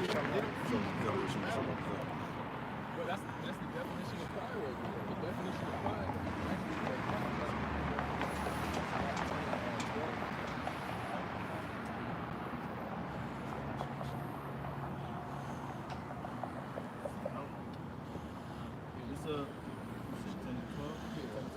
It's Sirach 10, verse 12. It says, the beginning of pride is when, Salakia, the beginning of pride is when one departed from the Most High, and his heart is turned away from his maker. You see that? Is when one departed from the Most High. And like we mentioned, these people, they know that Christmas is a pagan holiday, but what do? They still choose to celebrate it. Oh, we do it for the kids. You know, which is the worst excuse you could ever give. Yeah. You know, because now not only are you perverting yourself, but you're perverting your offspring. Yeah, they're pure. Like babies, for the most part, they're more pure. So like, as you're gonna inherit that lying seed into that child, you're gonna just keep watering that lying seed, and that the child's gonna grow up to they basically realize that Santa Claus is real.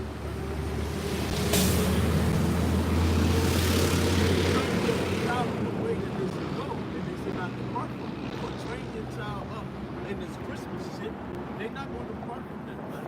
They're going to grow up and then they're going to train their children. That's right. And their children going to train their children. You know, and that's further getting them away from that true power, man. Who's going to save them, man? You know? It's generational. Yeah, that's why that's how we have lost our heritage, man. We're telling our people, we're giving them life. We're giving them the true waters. You know?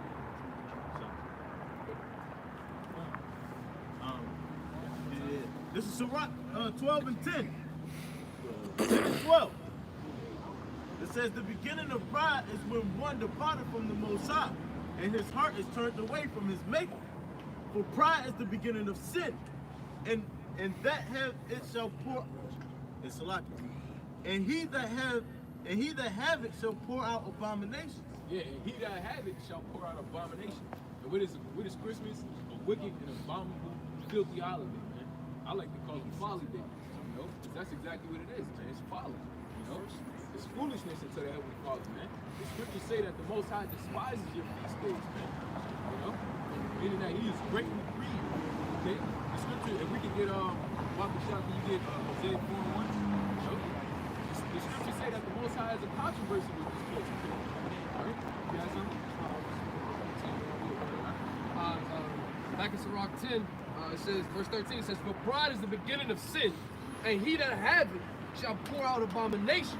And therefore the Lord Yahweh brought upon them strange calamities and overthrew them utterly. Yep. Strange calamities and overthrew them utterly, man. You know? That's what's getting ready to come into play, man. All right? And what were those strange calamities?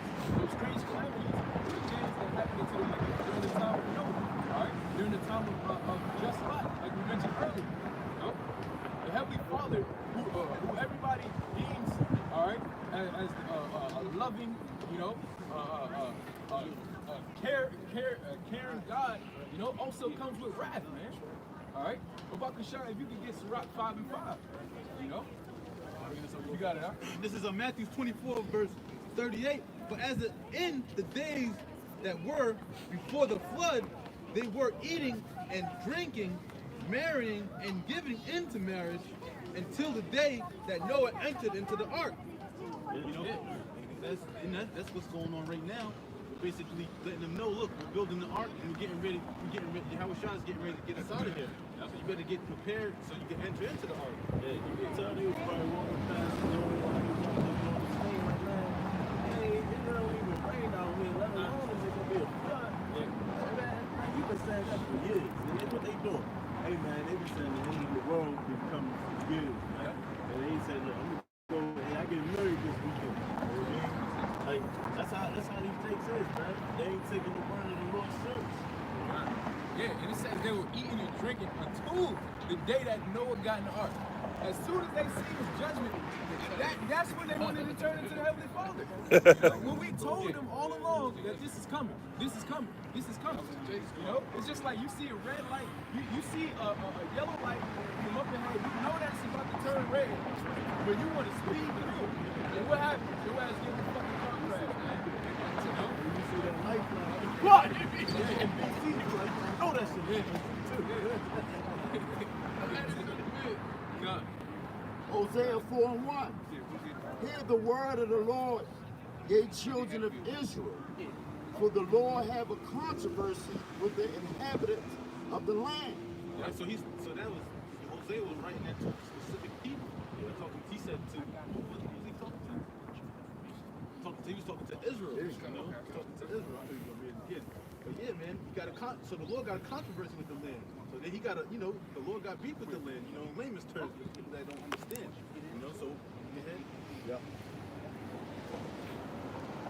For the Lord have a controversy with the inhabitants of the land, because there is no truth, nor mercy, nor knowledge of Yahweh in the land.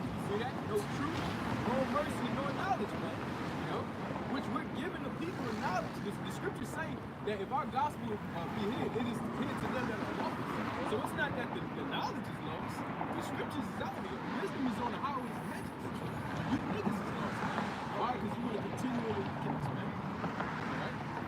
Like I say, we are one of those cheap days today, man. This is a lot of people fed up, man. They got the bulk of our people out here celebrating. There's no truth, no knowledge, no mercy to the land. He said earlier, as far as what they do for the kids, they teach them how to say things. Hey man, that makes no sense. Yeah, it makes no sense, man. Actually, if you could get Slocky, matter of fact, if you can get the Ezekiel 12, yeah, you can read that. Hosea 4:1.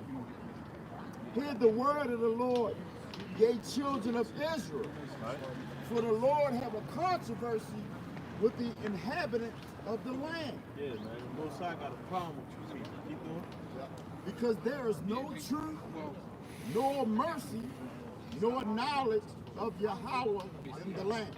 Yeah, there's no truth, no mercy, no knowledge of the Heavenly Father in this land. Verse 2, by swearing and lying and killing and stealing and committing adultery. It says by swearing and lying. Hey, bro, it's coming out more and more that these jakes have been in jail for 20 plus years and now being acquitted of all charges after they already served the 20-year bid. You know? That's no mercy. That's not, yo, that's wicked, man. And if I can add it, in these judicial systems, bro, what book do they got you swearing at? Like what book do they hold as the standard? You come in there, okay, you know, you put your hand on the right, raise your right hand, and these motherfuckers are in there lying, man, and putting Jake away. They got the fucking pay. That's why Esau is known as the hypocrite. Hey, and if I can add, Esau swears the president in on a 1611 King James Bible. You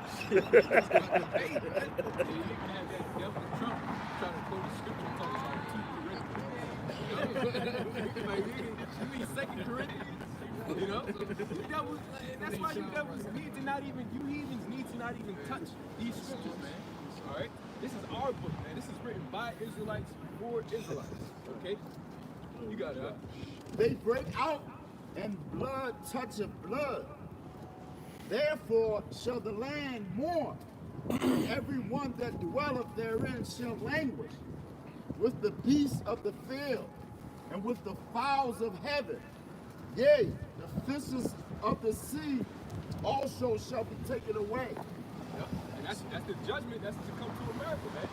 All right, for there being no truth, no mercy, all right, and all of the wickedness going on, man. And that's how all of that. It took for these so-called white people. They did all of that to dumb you down into believing their way of life, man. You know? These pagan holidays come from our captivity, man. Alright? So why would we celebrate something that enslaved us? Why would we celebrate something that puts us on a low frequency, puts us on a low vibration? Alright? The scriptures say that we're the greatest people on earth, man. You know? Meaning that what? We ought to come back into who we truly are. Okay? And not following, and stop following after the scriptures, man. You know?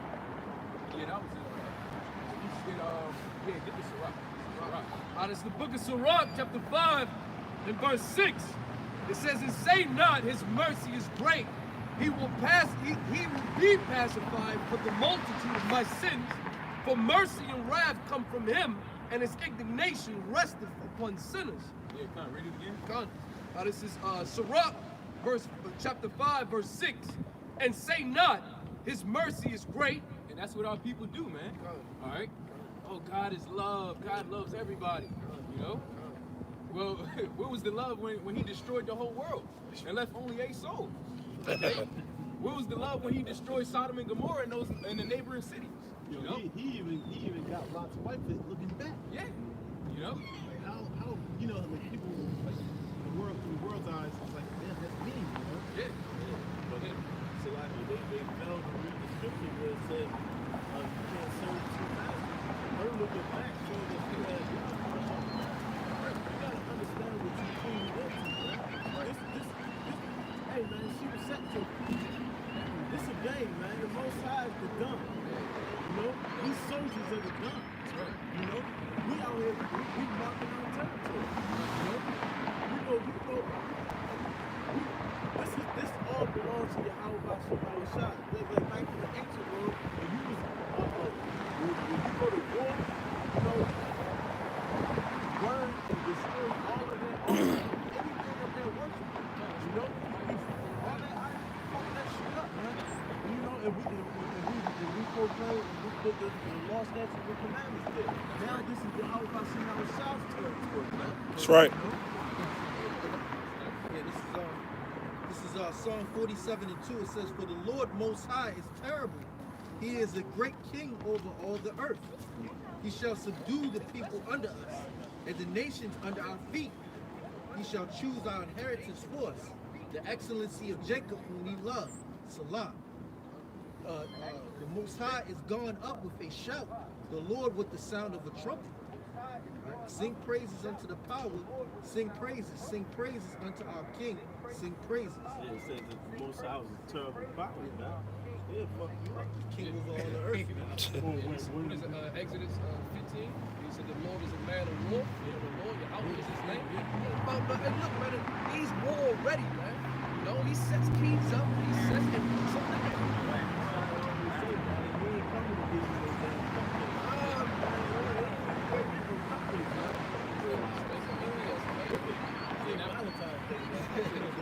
And that was a beautiful point you made, because you said basically everything we're taking it down, but we're exalting the names of the Heavenly Father. You know? So I'm about to bring this. You got it out. 2 Corinthians 10 and 5. Casting down imaginations and every high thing that exalted itself against the knowledge of Yahweh, and bringing into captivity every thought to the obedience of a Mashiach, and having in a readiness to revenge all disobedience when your obedience is fulfilled. You see that? It says bringing into captivity every thought that is to the obedience of a Mashiach Yahushua, man. You know? That's what we're doing, man. Because pursuant to Revelation 11 and 8, this world is Xing out a Mashiach. You know? This world is Xing out our image, okay? The true image, all right? The true image of the Heavenly Father Yahweh. You know? Yeah. You know? Covered the water. You know, he covered the faces of the judges thereof, man. You know, and what is that covering cast come with? What is those these faces come with? It comes with a philosophy. Alright? The philosophy of wickedness, man. Alright? And that's why we have Christmas. You know? So that's what we're doing, man. As this world is Xing out Mashiach, we're constantly exalting it, man. We're constantly lifting up his name, man. Alright? And shedding the real light, okay? Because the light of this world, the light of this world is synthetic, man. Can you give me in Proverbs when you're talking about strange women? Oh yeah. Yeah, tell you about the end of the days with the strange woman, you know? I guess you can probably start from the top.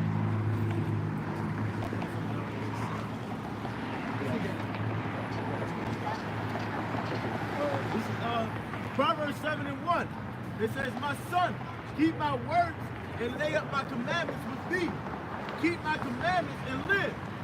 And my law is as the apple of thine eye.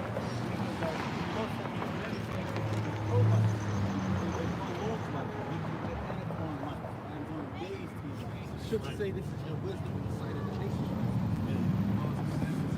It's the apple of your eye. It's like how we are to the Most High, man. You're supposed to hold this close, man. You know, that's why she keeps saying keep the commandments. Verse 3, it says, bind them upon thy fingers, write them upon the table of thine heart.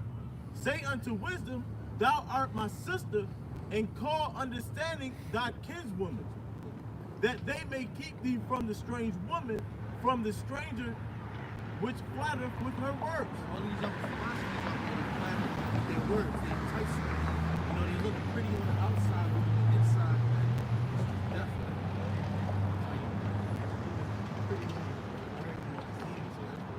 Yeah, well, it's like Esau, and it said his words is as soft as butter, and his words is soft. Yeah, if you want to use the example of it, she's just trying to get something out of it. If you know she got bad attitude, so you're supposed to use wisdom, you know? Spend probably a couple dollars, they hit her, and no relief. And now you can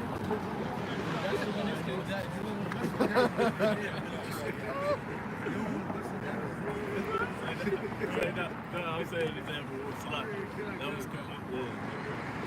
So like, if I can say this, in this case, the strange woman is the strange philosophy. All right? What is she trying to take from you? She's trying to take your integrity, man. She's trying to She's trying to take your crown, man. And this woman trying to get your attention. You know? Sophia is trying to get your attention, you know? Yeah, in all seriousness, you don't play with this screen. No, she's not strange. She's not strange. Yeah, Con. Yeah. Had a quick reset now. This is Sirach chapter 3, verse 14. It says, and blessed is the Enoch which with his hands had wrought no iniquity. Eunuch? Salakia, eunuch. Yeah.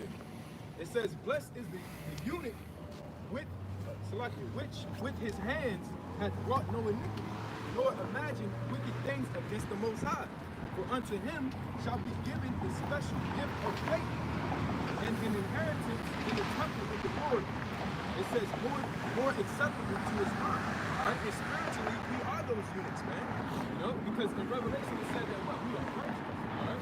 People in us has found no doubt because we didn't sleep with that strange woman. You know? We chose what? We chose to stay with the proper one, which is the scriptures, man. You know?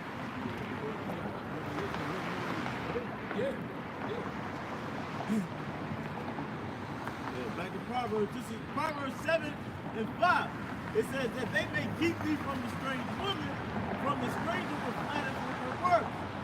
For at the window of my house I looked through the casement, and beheld among the simple ones, I discerned among the youth a young man void of understanding, passing through the streets near her corner, and he went the way to her house in the twilight, in the evening, in the black and dark night, and behold, there met him a woman with the attire of a harlot and a subtle heart.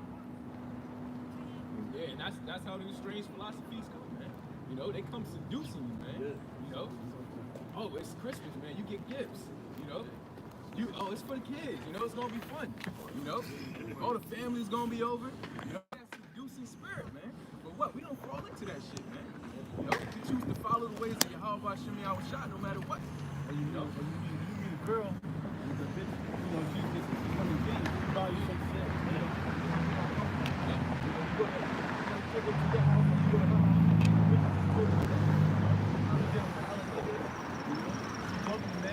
she just running the game. Yeah. That's why I said she had the tie of a house. You know, Jake, man. You see a bad joint, like, I'm trying to hit that. So she knows. Yeah, she does. That's how she grab our attention. You know? Yeah. You got Jake, we try and catch fish, but they looking at you like you a fish, they trying to catch. Yeah.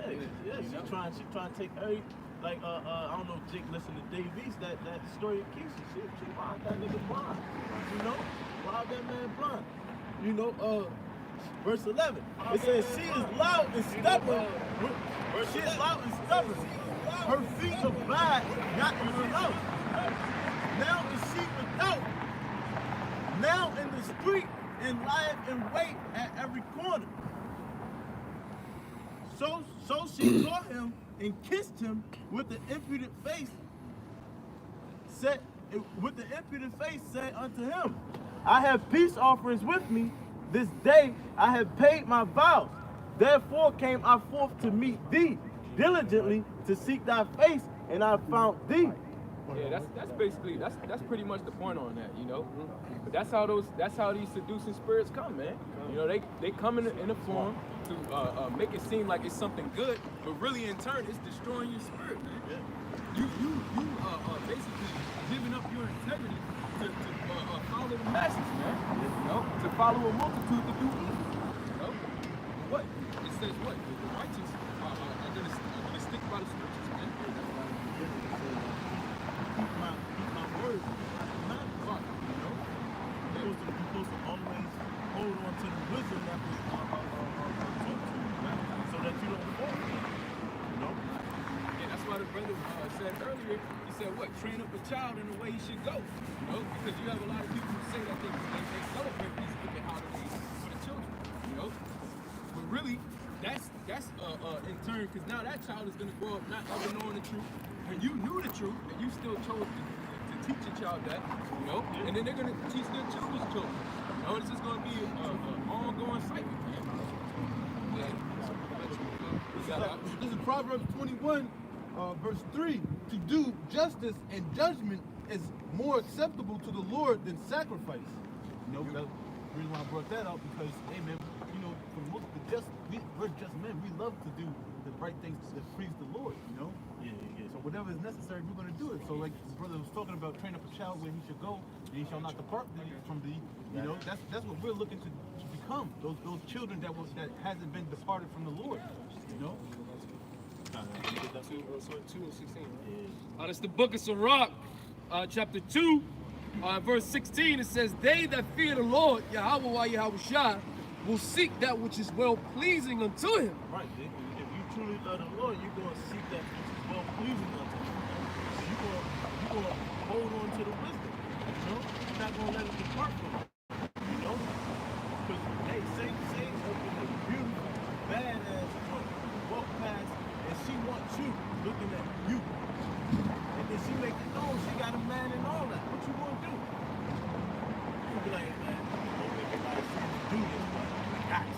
Nah, man, you gonna hold on to the wisdom. You know, hey, man, adultery is down. So she gets it. Adultery, you understand? Yeah.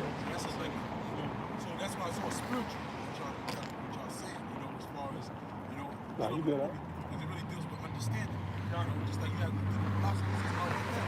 You know, the RFID chip ain't the mark of the beast, is basically the mark of the beast is Christianity. You know, God talking about the Sabbath, it's Friday night, Saturday night. There's a bunch of different stuff. Or you get lined up, you get all this different dumb shit. You know what? It's showing that what? These men are spiritual fornicators.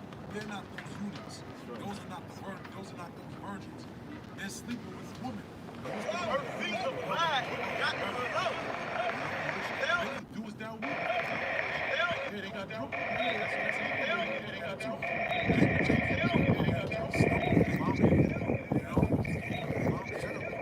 This is Proverbs 7 and 26. It says, for she hath cast down many wounded. Yea, many strong men have been slain by her. You know, Yeah, because you got men that they all into it. Known better. You know, they might even sort of in that well-favored army. You know, and everything he ever was taught was off the fucking window. No, that's not really because he wasn't. You good, huh? Matthew 13th chapter about the sea and what happened. He said the one that wasn't built in the ones that got choked by the thorns, if I'm not mistaken, was what? The cares of the world. You know, that's what happened, the cares of the world. That's what we was going to over here. That's basically what happened, though. He's basically saying how these guys that push that, the RFID chip, is not the mark of the beast. You basically want to continue to remember. Because think about it. If you teach that the RFID chip is the mark of the beast, you know that's the telltale sign that America is over. Now, you can't teach a prosperity doctrine. You can't tell everybody everything's going to be all right. You can't build up a community. Because when you build up that community, what? You going to have to take up that mark. They're going to have to take that chip. So what the hell is the point of building a community? That's what Jake wants to do. Jake wants to know that Israel in America so they can build up a community in America. They want to still conduct the same way in America. But when you teach that RFID chip is the mark of the beast, that shit goes out the window. Ain't no teaching prosperity in America. That goes to the scripture, the love of money is the root of all evil. There you go. That chip is the love of money. That's exactly what it is, because it's like how you said on the comment board, whatever, like, that's what, you know, through the spirit. All right, you don't believe it. You don't believe the RFID chip is the mark of the beast. Are you going to take the chip? Now what? What you going to do now? Ain't no answer. No, ain't no answer to that. Because they stuck, they waver, they're double-minded. You know? Yeah, they give it to change. Oh, excuse me, bring it out earlier, you know what applies. You know? And that's what a harlot does. A harlot change your fucking mind, sway your way. That's what women want to do. They lay that thing up on you and they want you to operate under their banner.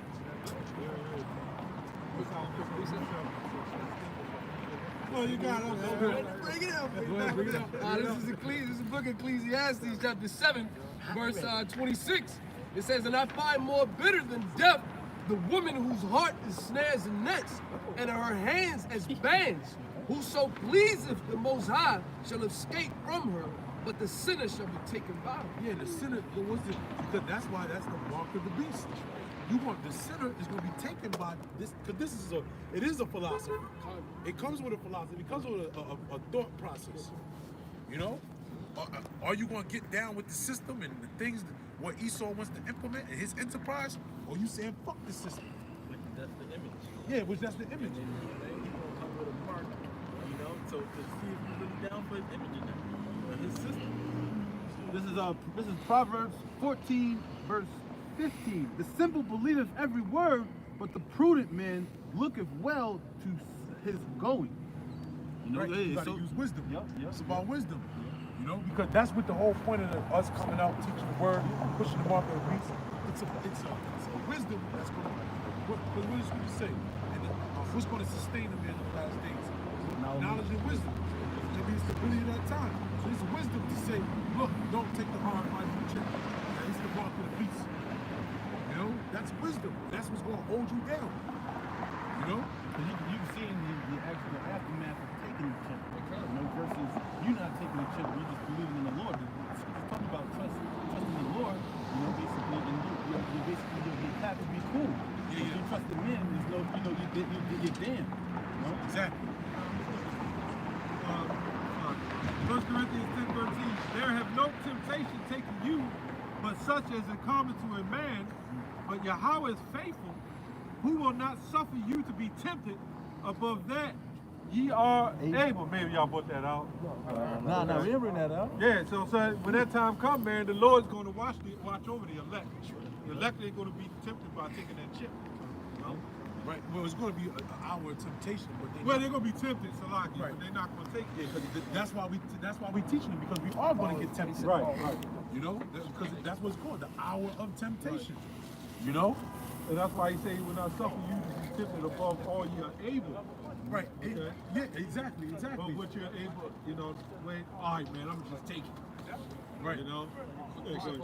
This is the book of Revelation, chapter 3, in verse 10. It says, because thou hast kept thy word of my patience, I also will keep thee from the hour of temptation. Oh, yeah. It said, which is to come upon all the world to try them that dwell upon the earth. Yeah, that's what for you Christians out there, the Christian philosophy, right, is what? That when all hell breaks loose in an hour of temptation, that they not going to be around. But the scripture just said that it's going to come upon the whole world. So how the hell you escape that? And some of the Christians believe in the chip. Oh, yeah. Well, my dad told me about the chip like in 2001. Yeah, I knew about it. Yeah. My dad told me I was the mark of the beast like 2001, man. Like way back, I was in like high school. Yeah. Said they gonna call with a chip. He said, look, the loaf of bread gonna cost a lot. This, that, and the third. He's into Christianity. Yeah. He knows that the mark of the beast is. You know, because he looks so perfect. Yeah. I always get in the spirit. My pops was like, well, you gotta go see him. You know, got talent. You know, Lord blessings. Go ahead. This is 2 Peter 2, verse 9.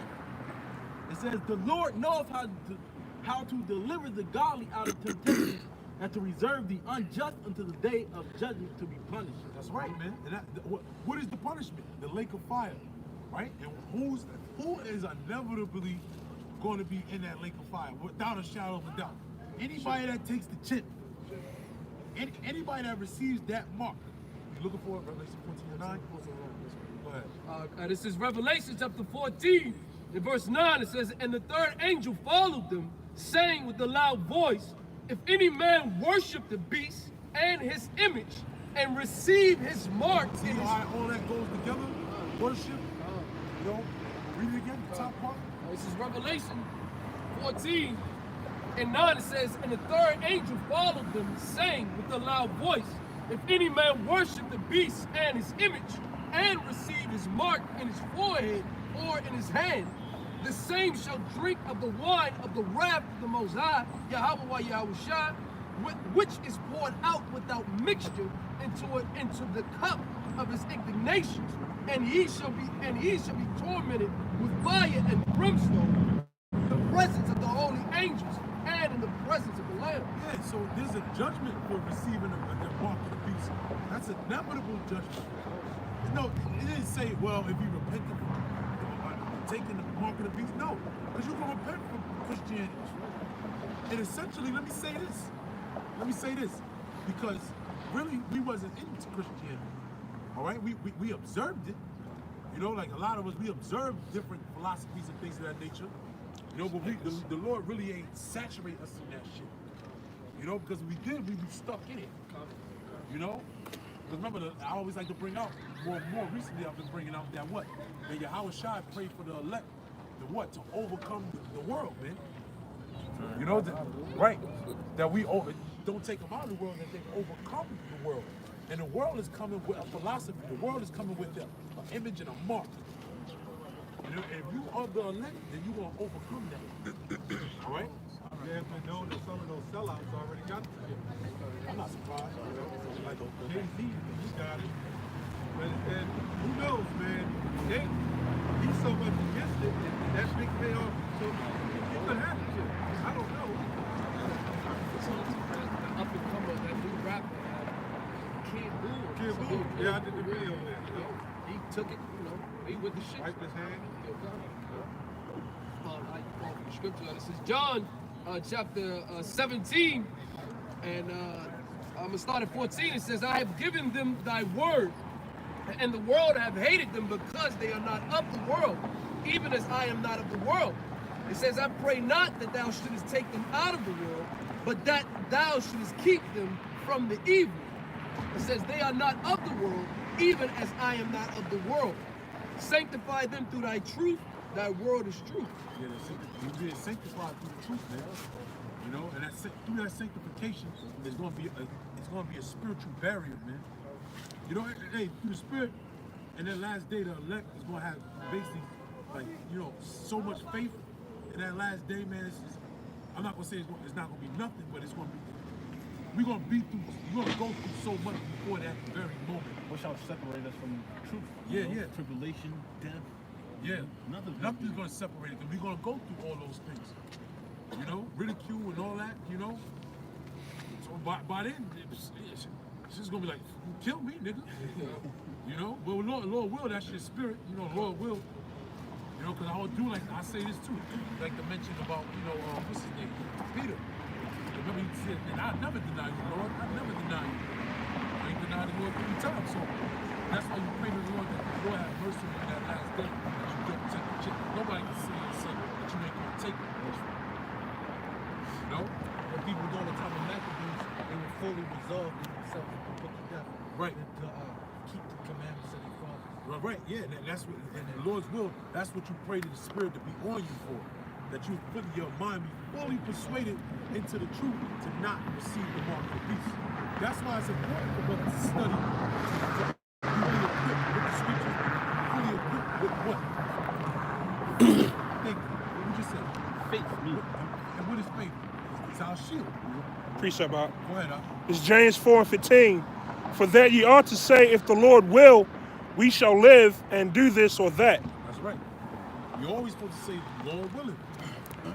Whether we want to do this or that, it's got to be Lord will. You know? Hey, Sean, now, proof of that, too, that you don't know if we're going to take the trip is because, truth be told, none of us have really had our head in the guillotine before. Right. You know what I mean? We don't really know what that feeling is like. Truth be told, none of us have really had a gun to our face. You know, some have, I don't know, I'm just saying in general, a knife to you, things like that. You don't know how your heart's going to pound it. You know what I mean? That's a really different feeling to go through something like that. Yeah. Well, the will of the Lord might change at that time to where he might have you turn into a mother. You know, take a check. Can I tell you the truth? The brother just said it. I had a gun to my head one time. I was in the streets. The guy had a gun to me and said, "What's up now?" Man, I literally saw my life flash in my eyes. I saw little. That's a serious thing, man. Well, that's heavy. That's heavy that you went through that experience and to say that. That's why you're supposed to put the scriptures in your mind. Because what is the thing that you want to lean on in these last days that makes you want to or whatever that temptation is? The more and more, like for instance, like you fuck around with social media and shit, right? Like a lot of us do. You know, you see like somebody post like something pork or lobster or crab.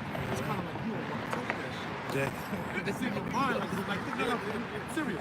Like when you hear somebody talking about eating pork, Yeah. why? Because we so much in, like you hear people there, Merry Christmas. I'm like, that niggas still celebrate this shit? Why? Because there's so much in our mind has been what it truly represents. So that's why it's important to constantly get the scriptures in you, so because you are gonna be well equipped, because everything that you thought of in that hour is gonna come to mind. If you had doubt, that doubt is gonna come in your mind. And that doubt's gonna grow like a motherfucker. Well, yeah. If you let that shit, if you let doubt linger too long, that's when things start fucking up. The best thing is to call upon the name of the Lord. That's why brothers go through those things when you know, the Satan try to put you in a sunken place when you in the bed, you know, you suffocating and shit. A lot of brothers been through that. And what do? You call upon the name of the Lord to get you out of that shit. When Peter, when he was walking on the water, and he started sinking. You know, because he took his eyes off the Lord. He took his eyes off Yahushua. Doubt. Yep, that was doubt, because he started to see the waves and everything wrong. The same thing when they was on the boat.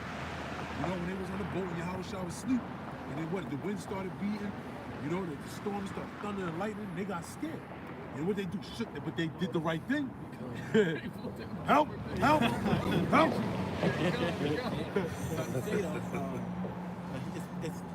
They call it human nature, but according to the flesh, your flesh always going to want to preserve your life in that days what the brother is going into. So unless you filled with the Spirit, just like Stephen, you know, say he's filled with the Spirit, he'll be prepared to take it. You know what I'm saying? So that's why you got to have all that. You got to constantly think the scriptures in that day, because that's what's going to go through your mind. That's the Spirit. But if you got that leaven in you, that's why we go through that, you know? You got that leaven, go through that, so that you don't have that in your mind. You got it. It's constantly examining yourself, you know, because you never know. But that's why we go through these experiences, these temptations, building us up for that. So kind of like kamikaze in World War II. Yep. They was ready to die. You know, the Lord took the definitely the spirit on them to die. Yeah. That's what Paul said too. He said, to live is Mashiach, but to die is gain. You know, to die is gain, but to live is Mashiach. Let me read this. This is John chapter 3, verse, you know, this is talking about, you know, the famous discussion between Yahushua and Nicodemus about how to receive everlasting life, right? Because the discrepancy that was about was whether you're going to live by the flesh or you're going to live by the spirit. And Yahushua was basically telling him, he said, look, Yahushua answered, verily, verily, I say unto thee, except a man be born of water and of the spirit, he cannot enter into the kingdom of heaven. And that which is born of the flesh is flesh. That which is born of the spirit is spirit. Because the man that is born of the flesh, like the brother said, naturally the flesh is going to try to preserve your life. But if you're born of the spirit, you don't need that flesh to try to preserve your life. Because you understand that the spirit is life. Yahushua is the life. We don't know nothing about life. This flesh don't know nothing about life. The spirit knows about life. You want to do what's according to the spirit. What you should do what's according to the spirit. You gonna say something? Say it. Galatians 10:20. Okay. It's Galatians chapter 2. Galatians chapter 2, verse 20, it says, I am crucified with Hamashiach, nevertheless I live. Yet not I, but Hamashiach liveth in me. Yeah, he said, I'm crucified, yet I live. Because scripture said, what? We die every day. That's why, hey man, because those people that do take the RFID chip, which is the mark of the beast again, they're trying to preserve their life. But in order, because that's why, what did Paul say? To die is to gain. All right, but right now it's more needful for the body, for men to be around to help build up the rest of the body, right? But for the most part, to die is to gain. You know, in that day, that's why I said through the spirit, you know, in that day, it's, man, we're going to go through so much, it's like, man, we might as well, hey, kill me, what you got to do. Kill me. Got a precept. Right. Fear him that yep. I got a precept for you. It's Romans 8:26. Likewise, the Spirit also helpeth our infirmities, for we know not what we should pray for as we ought, but the Spirit itself maketh intercession for us with groanings which cannot be uttered. You know, right. hey, you know, your spirit even looking out for you even when you don't know it. Exactly. You know, Yep. Your spirit wants to be fight and maintain to be perfect. You know, it wants to, you know, be on course, do the right thing. That's right. Go ahead, I can say this. Well, it's really because we have the spirit of Hamashiach.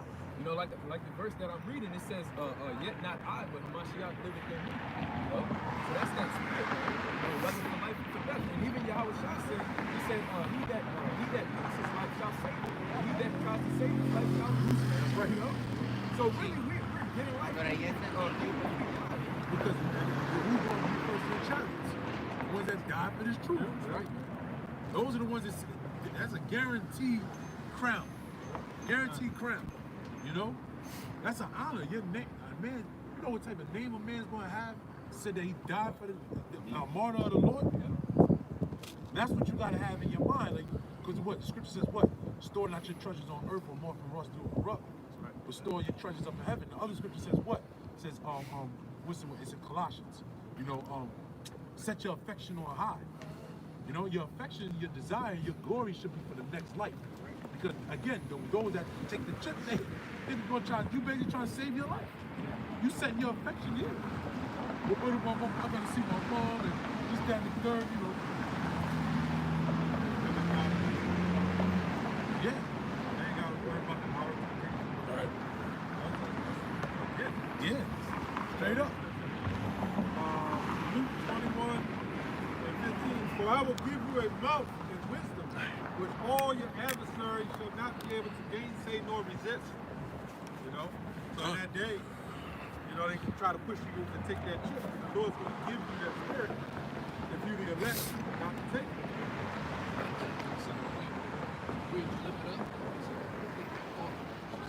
Yeah. That's what I was trying to deliver you to the synagogue. Matthew 10.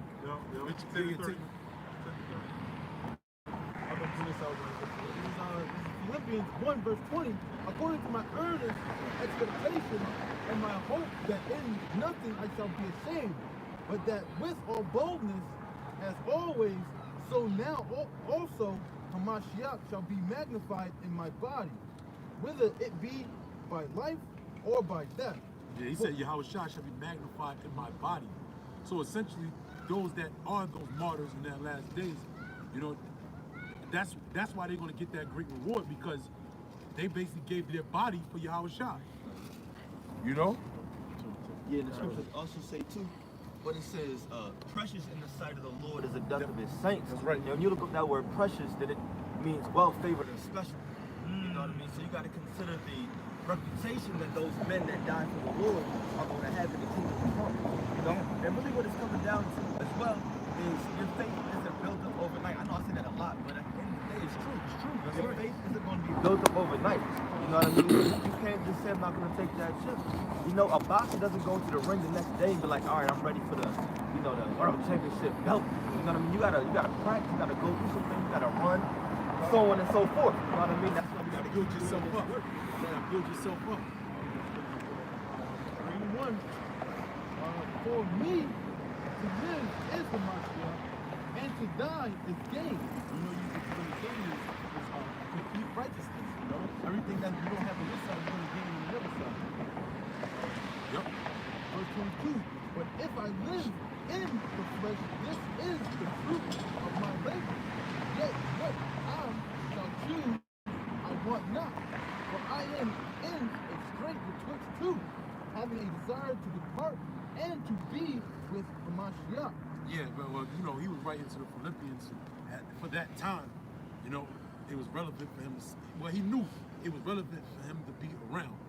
You know, but Paul knew, he said, look, I'm better off being dead.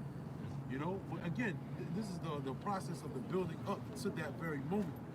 You know, you should already have, matter of fact, because you quoted it earlier, can a brother get Romans the 8th chapter? Yep, go to Romans 8 and start at like, wait 1 second. Let's see. Where you at? I am in the strait betwixt two, having a desire to depart and to be with the Mashiach, which is far better. Nevertheless, to abide in the flesh is more needful for you. You know? Because we look, hey, to have a man that's brought helps out, comes with the soul. Yeah. What's the mark of the beast? What's the mark of the beast? Mark of the beast? Yeah. 666. Okay, So the mark of the beast? No. So according to what you were taught, I see you got the fringes and everything. You know you're an Israelite. What is the mark of the beast? Revelation 13:16. Somebody get it. Well, this is Revelation chapter 13, verse 16. It says, and he causeth all, both small, great, rich, and poor, free and bond, to receive a mark in their right hand or in their foreheads. And that no man might buy or sell, save he that had the mark or the name of the beast. So no. It says so basically, in order for you to buy or sell, you would need a mark. Yeah. So what is that mark? This is Revelation chapter 13, verse 16. And he causeth all, both small and great, rich and poor, free and bond, to receive a mark in their right hand or in their foreheads, and that no man might buy or sell, save he that had the mark, or the name of the beast, or the number of his name. Right. And so basically, I don't know if you know, it doesn't sound like you're certain, but what we believe is Revelation 13:16 is talking about the RFID chip. All right? So basically, that same chip that's all in these debit cards, that so-called white man, all right, starting with NATO over there in Europe, they're already doing it. All right? They already chipping things. They're putting chips in people's bodies to make them, or Sweden, yeah, like I said before, man, where's the club? Baja? Where's that club right there? That's a club, Spain. That's from like early 2000s. They've been doing this. Back then, what was that? That family in Florida, the Jacobs? What a coincidence. The Jacobs, they got that mark of the beast. They got implanted with a chip. Now, a lot of guys are running around talking about it's Christianity, but how the hell is Christianity going to help you buy or sell? Anybody can come up and say, yeah, I'm a Christian. Well, anybody can say, they're not a Christian. Right. You know? But what's really the mark is going to be if you're able to buy or sell with that chip. Because it all boils down to faith. Because what do you want to buy and you want to sell? Typically, what is the main thing that people want to buy and sell? Food. All right, real quick, go to Psalms 37, I think it's 12.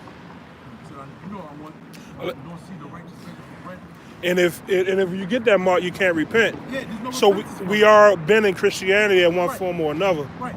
So we can't repent. Right. We all went to church because people teach that the mark of the beast is Christianity, it's a philosophy. But all of us, I'm been to all kind of churches. All of us.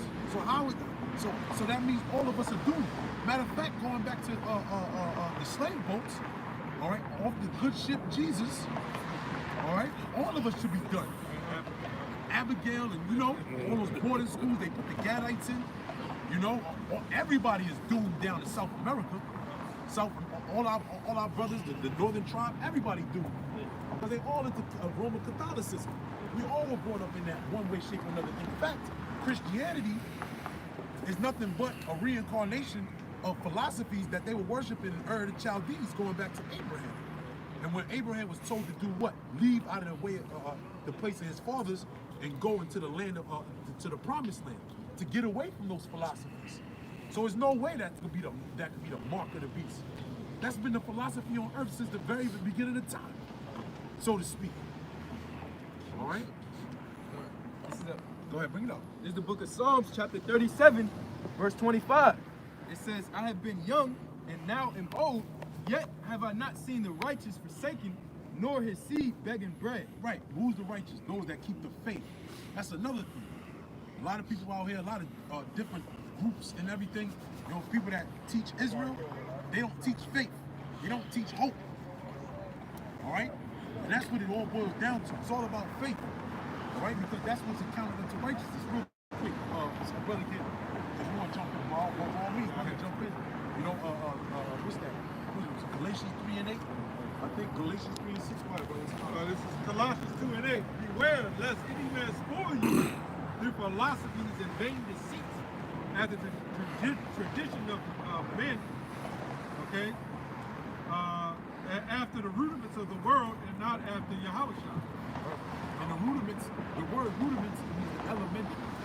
All right, basically the foundation of the world. So people are trying to teach otherwise of what the true doctrine is. You know, because we almost out of here. Because look, if Christianity was the mark of the beast, right? Then we should be out of here already. Like, brother, we said it earlier. We should have been out of here in the 1700s. We should be in our land now. Yeah, we should be good. Christianity was already forced upon us. All right, but Esau, Edom, so-called white man, all right, he's coming with a whole nother angle now, man. He's Nebuchadnezzar on crack, so to speak. You know, those different what's his name? The Assyrian rulers. You know, Barnipple. You know, the Assyrians were real cruel individuals. When you go into the history, the kings of the Assyrians, they got off on cruelty. This so-called white man is going to bring that on a whole nother level, man. With martial law, there's going to be famine, there's going to be pestilence, and in the midst of that, what's going to be the Trojan horse, the RFID chip? You'll be fine, you know, pestilence and all this stuff, but just come to this detention camp, take this chip, and we'll feed you. Just trust in the government, essentially. Yeah, you know? Create trouble and we got the solution. Is that the one? Galatians? I'm not sure. This is Galatians 3 verse 6. Even as Abraham believed the Most High and was accounted to him for righteousness. See, that's what made Abraham righteous, because of his belief, because of his faith. Go ahead. Not the laws. The laws don't make you righteous. Keeping the law, statute, commandments don't make you righteous. Now the Lord is righteous, but we're not righteous. So we can't proceed in righteousness through the Lord. That will make Yahweh Shai in vain, that he died in vain. All right, go ahead. Know ye, therefore, that they which are of the faith, the same are the children of Abraham. Right, see, the ones that are of faith. Now that's where the confusion of faith comes in. Because you're going to have certain people that don't look like the conventional Israelite that's going to have faith. And they, through the Spirit, are Israelites. All right? Verse 8. And the scripture, foreseeing that the Most High would justify the heathen through faith, preached before the gospel unto Abraham, saying, right. And thee. Why is it saying heathen? You know? Anybody know? You know why it says heathen? Right. Read to me here, so I was thinking about something. Right, we begin now. Galatians 3 verse 8. And the scripture seeing that the Most High would justify the heathen. Yeah, just said the scripture saying that the Most High would justify the heathen. Take me up a passage or two. Okay, I'll go to 2 verses high. So there's verse 6. Even as Abraham believed the Most High, and it was accounted to him for righteousness, knowing ye therefore that they which are of the faith, the same are the children of Abraham. And the scripture foreseeing that the Most High would justify the heathen through faith, preached before the gospel unto Abraham, saying, and thee shall all nations be blessed. Well, you had other nations. I mean, you have our people that are scattered amongst other nations following wicked customs. That's going to wake back up and get delivered. And not all of them look like John Shadd. Right. Not all of them look like Denzel Washington. Right. You know, you're going to have ones that look like Bruce Lee. Right? You got some that look like Leonardo DiCaprio. Yep. You know, you got Israelites that's going to look like Bangs, the Hamite. Yeah. You know, you're going to have people, the Israelites, because the scriptures tell you that the curses that what? Israel is scattered amongst all nations. And it tells you that repetitively, not also on the curses, but Amos, you know, and then they keep saying it. The nation of Israel is scattered. That's what Paul was sent to. Yeah. Revelation 7:9. After this I beheld, and lo, a great multitude. Oh, you was already here? Okay. I should let you read it, okay. Which no man could number, of all nations and kindreds and peoples and tongues. That's also in Acts 2:5. Stood before the throne and before the Lamb, clothed with white robes, and psalms in their hands. Palms, yeah. Palms in the hands. Yeah. Because those are the, well, that's similar to what you got, brother. You know, that's what that's talking about right there. You know, those palms, we want to get those staffs in the kingdom. We all, mainly, that's who's going to be. It's going to be the 12,000. Not every Israelite going to walk around with scepters. You know, because not every Israelite is going to sit on the throne. Remember what it said, they that follow me in a regeneration, that forsaken houses and homes.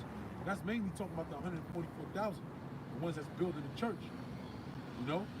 So those are the ones that's going to sit upon the thrones judging the 12 tribes of Israel, the scripture says. They're going to have the scepters. But it also talked about when you go into Revelation, the 2nd chapter, with those palms in their hands, they're going to be beating the heathen to shivers. Now that heathen is not talking about the conventional heathen. It's not talking about an Israelite foreigner. It's talking about another nation. All right? Probably some of these people here. All right? You know? Gentiles, yep, different word for Gentiles, different word for stranger. You got heathen, you got foreigner, you know?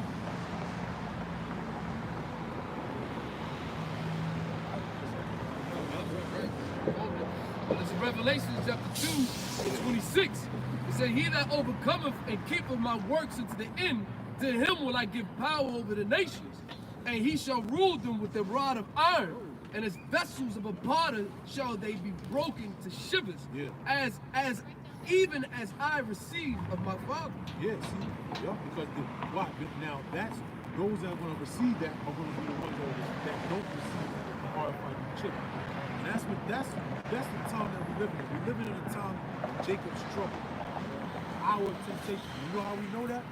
Because what's going on down there in Venezuela, especially Venezuela, Brazil, South America.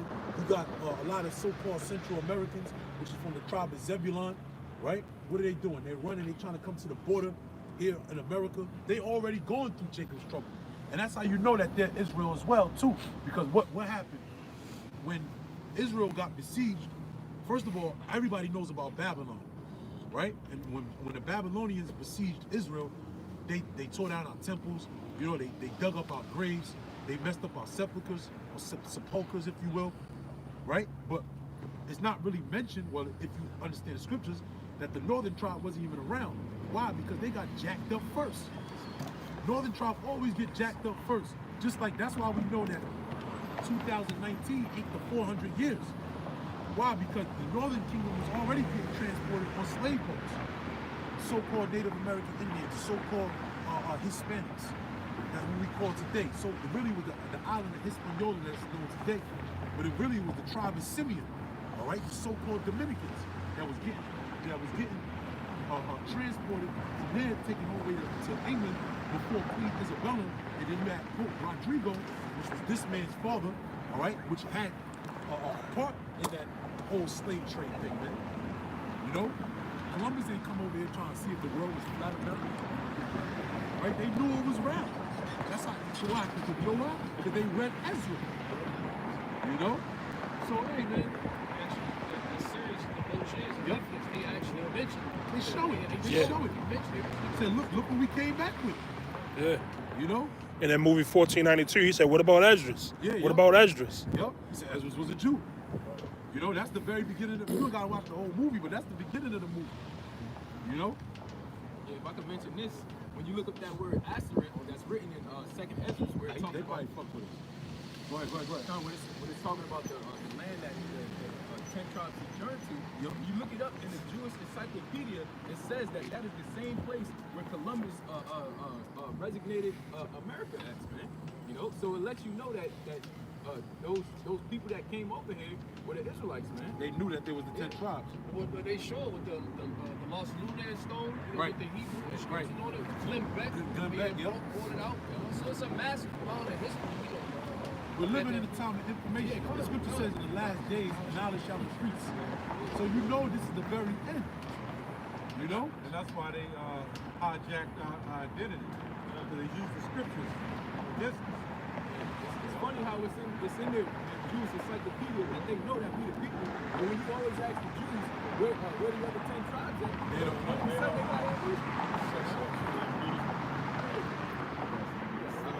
This is Matthew 19, verse 28. And Yahushua said unto them, verily I say unto you, that ye which have followed me in the regeneration, when the Son of Man shall sit in the throne of his glory, ye also shall sit upon 12 thrones, judging the 12 tribes of Israel. Everyone. That shows you right there there's going to be different classes in the kingdom. Remember, David said, I'd rather be a doorkeeper. So you're going to have doorkeepers that are Israelites. You know? So there's going to be different classes. If you slated to be in a higher class, you're going to be doing bigger things on this side. You know, the Lord is going to manifest his spirit through you. And it's going to be made known throughout the world after that you were a man of the Lord. And you were the Most High's chosen. The elite forces of our nation. You know, there's like Russia, they got Spetsnaz. You know, then you got in the United States, they got Navy SEALs, you got the Army Rangers, you got the Green Berets. You know, well, those are the elite forces. All right, with the 144,000 to 12,000 men out of each tribe, which basically the prophets, that's the elite force, and they're going to get glory in the next world to come. Go ahead. Revelation. Everyone that have forsaken houses, brethren, or sisters, or fathers, or mothers, or wife, or children, or man, for my name's sake, shall receive an hundredfold, and shall inherit everlasting life. But many that are first shall be last, and the last shall be first. That's exactly what I was just explaining. You know? You're going to receive a hundredfold, you know? You're forsaking the houses, you know, forsaking the things that our flesh desires.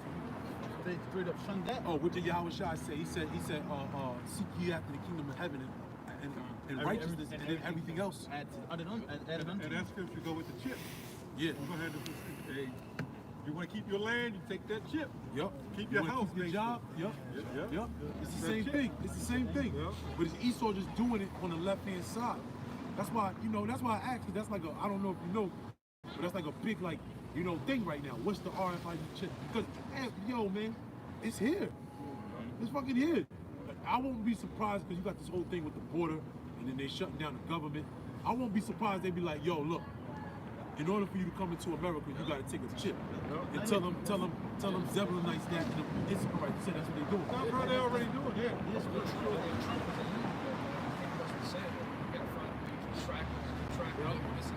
What do you look like? What else? What's going to do that? What's going to do that? The fucking chip. Because that also was going to help do that prophecy in 2 Ezra 15 chapter that men shall want to go into another city. Shall not be able. They're going to not only they're going to set up those checkpoints, you're not going to be able to get there. You don't have that chip there, especially not going to be able to get inside.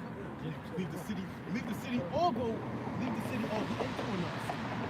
Right. So when they keep your new card down, it's pretty much chipped. It's almost like you have to take the card with the chip in.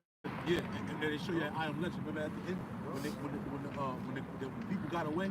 Yeah. Remember they used that same eye scanner. Remember at the very beginning when they blew up the bridges, they used the eye scanner to see if they could get through. But remember at the very end when they had that community that was already set up, that was secluded from the rest of the world, they had to scan them again with the eye thing. So there's a specific communities that's already established that's going to be in these last days. You ain't going to be able to come into that. Oh, matter of fact, what's that? That movie with the orphans, Will Smith. Oh, shit. It's on Netflix. Orphans is what it's called. Yeah, Orphans. Right. Remember they had that neighborhood where only the rich was there. The elves, which was basically the so-called Jews. Yeah. You know? Fucking elves. You know? But the point of the matter is that you couldn't just come up in that city. You had to be of a certain status. Hunger Games. Yeah. I gotta go back and watch it. They kicked them out of the city. Yeah. Right? You are banished out of here. You know? Yeah. Hunger Games too. Yeah. That's IUIC. I'm the law. You bring like two more, and then we wrap it up. Remember, brother, get up in there. This is what you go for. This is the book of Matthew, chapter 6, verse 33. It says, "But seek ye first the kingdom of the Most High and His righteousness, and all these things shall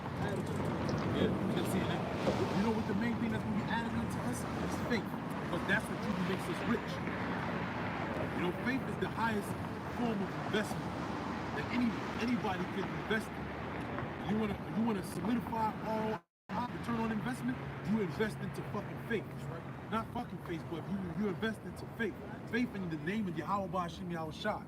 And the scriptures tell you if anybody try to, don't let nobody take that from you, man. Let it be a curse. Let him be. If any man teach otherwise in his doctrine, whether it be man or angel, let him be a curse.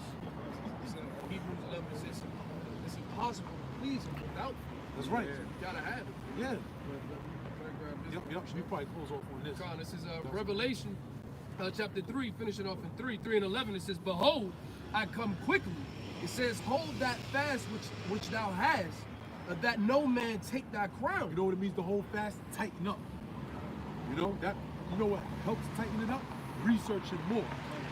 Because it gives you a more solidified evidence that what you believe in is true. That's what, you know what that is?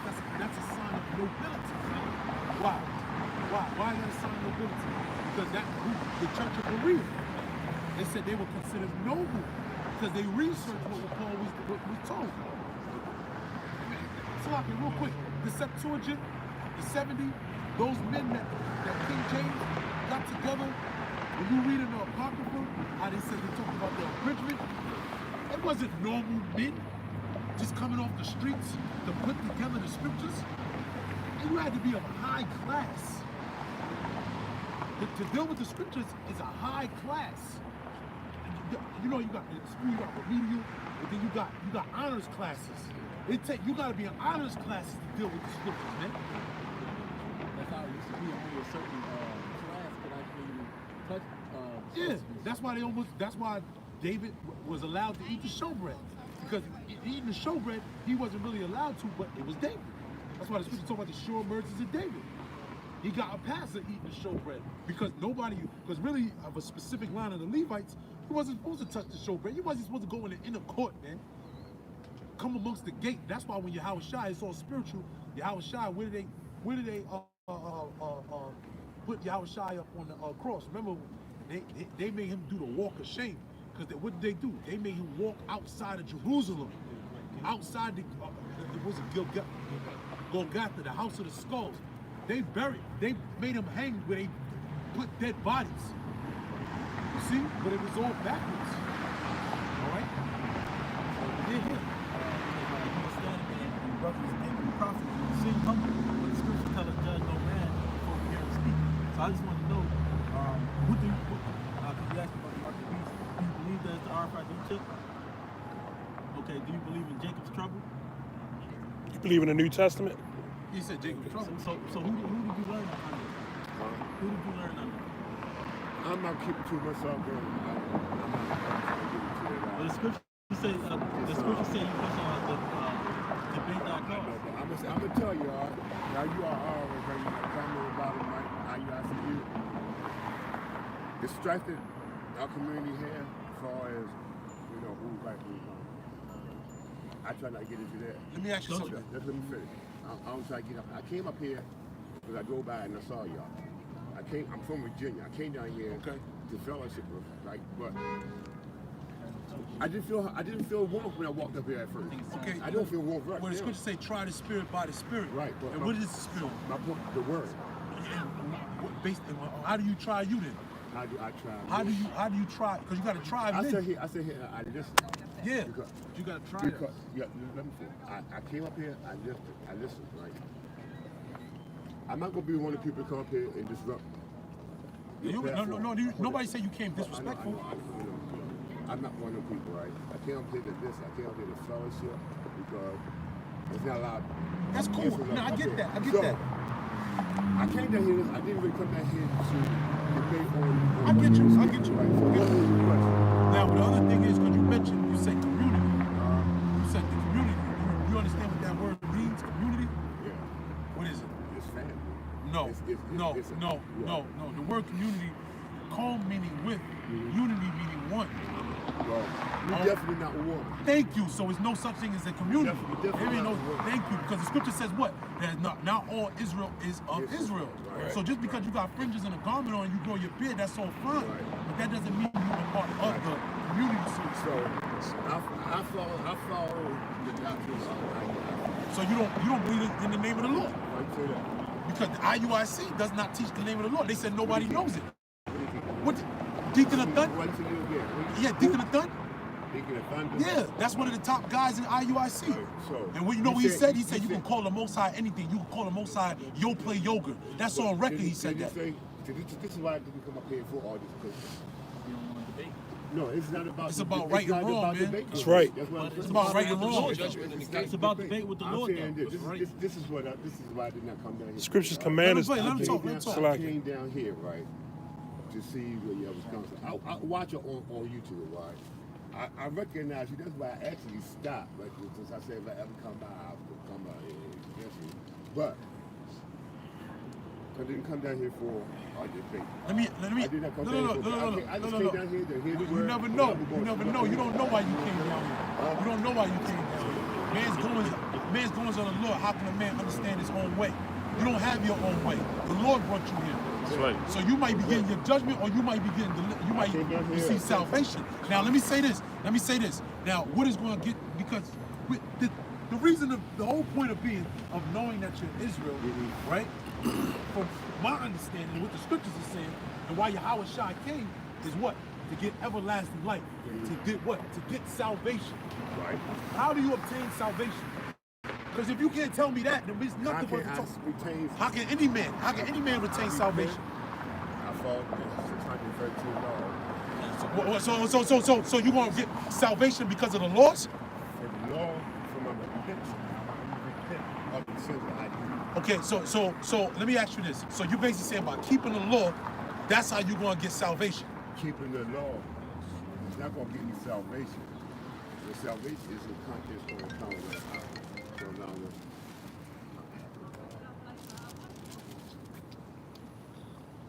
See, and this is why, no, because you're coming out your own mind right now. Because you say, how can I put this? You know what that's doing? You're speaking out your own heart. You're true about that. I know that. That's why you shouldn't say anything. Word, okay, that's why you shouldn't say nothing. That's why you shouldn't say nothing. You should just leave it. You just leave it. Just leave it. I came up here. What's the first commandment? I came up here. What's the first commandment? I came up here and I sat up here and I listened to what you're trying to do. Mark 12 and 28. What you're trying to do is put me on off spot. No. That's a not What's kill. the first commandment? All right. What's the first commandment? Both of them. That's not kill. No. I got What is it? Get Mark 12 and 28. I got a precept. No. Mark 12 and 28. Mark 12 and 28. It's the book of Mark, chapter 12, verse 28. It says, and one of the scribes came, having heard them reasoning together, and perceiving. See, the scribe came because they were reasoning together. You're supposed to reason with your neighbor. All right, go ahead. And perceiving that he had answered them well, asked him, which is the first commandment of them all? Yahweh Shai answered him, the first of all commandment is, hear. Oh, that's it. What's that first word? Read it again. Just that word right there. What's the first word? The first commandment is what? Hear. That's it. To hear. Shemai. That's what it boils down to. Go ahead. O Israel, the Lord our power is one Lord. That's the first commandment, is to Shemai. So if you know the scriptures, you understand why are we under the curses? Deuteronomy 28 and 15. Why are we under the curses? Yeah, why are we under the curses? Because he gave us the law. And what didn't we do? We didn't follow. No, we didn't hearken. We did not listen. We did not Shemai. So we didn't follow. We did not listen. But we did not do them, right? Because we didn't listen. Right, we didn't listen because we didn't Israel, do it, what they do is they say, well, you know, Moses, you do your thing, and you know what? We're going to do our thing. They don't listen. There's a difference. Like I said. There's a difference. I came down here. Hey, bro, I'm going to just say this. Your whole concept, I'm going to say, brother, as a brother, because there's a difference between a brother and a friend. Right. As a brother, you don't know the ways of salvation. That's why your best bet is to hear and Shema. Go ahead. It's Ephesians 5 verse 17. Wherefore be ye not unwise, but understanding what the will of the Lord is. Yeah, understanding. Understanding comes from what? From faith. Because what? Faith is what? What's faith? What is faith? What does the scripture say that faith is? Right. So basically, it's help me out. The substance of things hoped for and the evidence of things not seen. Now the word substance, when you break it down, sub means under and stance is stance. So in order to have faith, you need to understand first. And how do you get understanding? Listening. Shemai. That's how you get understanding. How does faith come? By hearing the word of the Lord. Faith coming by hearing. By the minute of the Lord. Exactly. But certain men, because I'm gonna just say this, I'm just putting it out there, like I said, as a brother. Just because people know that they Israel, don't make them right, man. That's all I'm gonna just say that. You know? This is Ephesians 2, verse 7. That in the age to come, he might show the exceeding riches of his grace and the kindness towards us through Hamashiach Yahushai. By grace are ye saved through faith. Ooh. And IUIC, they shun faith. That's fact, hey brother. You know, I get hype. Here's what it is. Watch the video for yourself. He said faith is Nate, let me say this, let me finish. The elder of IUIC, I'm gonna let you talk. The elder, we have to put this on record. So your next words, you need to be watching what you say. Oh no, see, no, the bishop, Nathaniel said, he said, this right here is what I'm talking about. I didn't come up here to give you no open door to go up in here against IUIC. You don't give us the open door. I came down here. We have liberty through Yahweh. That's right. We have liberty through Yahweh. That's right. That's it. We have liberty through Yahweh. Yeah. We have liberty through Yahweh. Yeah, the laws. We have liberty through Yahweh. Yeah. Now you want to make a battle between... You don't know Yahweh Shah. Then you want to make a battle between IUC and IUC. No, it's doctrine. It's doctrine. It's teaching. I'm not into all that, all right? I'm not in for it. Okay, well, he said... So if you want to go to the salvation, I am too, right? I am too. But I'm not for... You don't know what you need salvation from. I'm not for all that, all right? You don't know what you need salvation from, man. That's right. Yahweh Shah was about that. The Lord and Savior was about that. Paul was about that. Check this out, man. Hey, it's all good. It's all good, man. I'm not mad at that. Joel 2:32. And it shall come to pass that whosoever shall call on the name of the Lord shall be delivered. Right. What's the name of the Lord? Yahweh Shah. Okay, so what does Yahweh Shah mean? I forgot. I got it. Let me teach you. Yahweh Shah is delivered. So it says, whosoever shall call on the name of the Lord shall be delivered. Right. So you got to call on the name of the Lord. Right. IUIC don't teach that. They don't call on the name of the Lord. That's why it's important. It is important. Can you do me a favor, man? Look. Everybody, listen. No, when you read the Ethiopian eunuch. I came down here and asked you this, right? I came down here to listen to what y'all had to say. I didn't come down here and see who was right about what and who was wrong about what. I just came out to see what y'all was talking about. That's it. Don't try to use me. The scriptures say rightfully divide the word. Do not let me try. Don't use me as some kind of tool to you IUC and y'all. The Lord using you. Not only that, but you, look, bro, you said that you learned from IUIC. That's what you said. We didn't say that. You came up here with that. And we know what IUIC teaches, and we teach opposed to that. Okay. And we're assured in what we teach. And you see, that's why when I come to the camp, I don't tell who I come from, right? I don't, because I don't want this. I don't want. That's not of Israel. That's not of Israel. Understand it. That's not what Israel's about. Don't jack my words around, none of our forefathers conducted in that manner. That's a new thing in Israel. That's a new thing in Israel. When men came about, they was like, well, first of all, what's your name? What is your Hebrew name? Let me ask you this. What is your Hebrew name? Avier. What is that? Avier. What else? Israel. What else? That's it. That's it? That's it. Okay, all right, let me just say this. My name is Pashai Bun Ra'awa Bun Yasha Allah. What is that? I don't know. I don't speak Hebrew, man. I don't know. All right, fuck off. Excuse me. Let me just say this. The reason why I said that, because when you go into another town and you would say your name, when I said Bun Ra'awa Bun, I said the son of Reuben. Now, Reuben is a man that had what? That had a lot. He had an inheritance. He had a land. So if I'm telling you my name, I'm telling you who I am and where I come from, who my fathers are, and how I was taught. Right. So when people come up and you introducing yourself to the rest of the Israelites, essentially when you do that, you're telling us who you are and where you come from. That's our custom. When the book of Numbers, when we established, when we were getting established in Israel, Israel set up tents. And what did they do? Everybody put their tribe and the name of their fathers on their tents. So you can't just come up and say, well, I'm not gonna tell you where I come from and this, that. Where they do that at? That's not a custom of Israel. Well, that's I didn't tell you where I was going from. Bro, he just said I came up here. You started. I can't. You know something? No. You just came up here and said, I came up here to hear what y'all had to say, but not to debate, not to say who was right or wrong. What would be the point in hearing what anybody got to say if you ain't trying to get? Because I want to make this decision on my head. All right. In your head. I don't have to. Do I really have to sit up there and tell you exactly what I feel? Why not? I'm understanding what I understand, and it's going to come to me when it's going to come to me, and I'm going to make my determination. When I walked up here, when I walked in here, and through your turnaround, I said, oh, you're going to get a problem. I'm going to be pointed out because I'm. It don't have to be a problem. The scriptures say that. That's right. The scriptures say offenses must come. That's right. You know why the offense must come? Because you got it. The rock of offense. No, it don't calm down. No. You don't know what? Yes, you are offended. Yes, you are. Hold on, brother. Yes, you are offended. Yes, you are. You know why you? Because the word offend don't mean I called you out your name or something like that. The word offense means you stumbled. That's right. That's what it's talking about. Okay. You're stumbling. You're stumbling. Look here. You're offended. I didn't come up here to teach, all right? I know that. I came up here to listen. Obviously, I wouldn't advise you to teach. I came up here to teach. And then why you want to be That's the problem with a lot of guys. A lot of guys come out and they start teaching. And they were never taught. Yeah. Who teaching?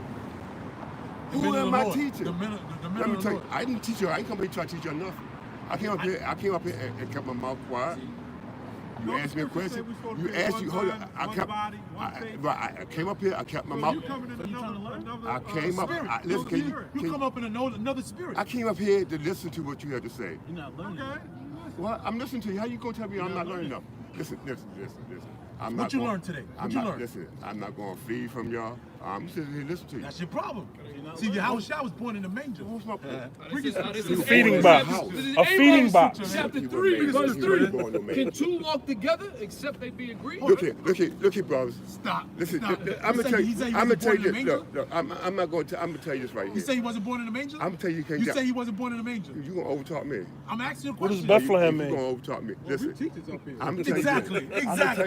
We're teachers. You in class. You don't even know it. Listen, bro. You just said, where's the guy that said, I ain't trying to teach nobody. I'm not trying to teach y'all anything. I'm not trying to teach y'all nothing. I'm not trying to teach you nothing. Anyway, man, come on. If you would have just let me sit up here, you let me sit up here and listen to what I had to do, yo, you shut down, I was home. You're stumbling, man. We're trying to show you that you're stumbling, but you're not getting it. We're trying to tell you, but you ain't trying to hear what we trying to tell you. When are you telling me this? When did I say that y'all was wrong? You can't tell us we were wrong. I know that. We never said that. We're telling you that you're wrong.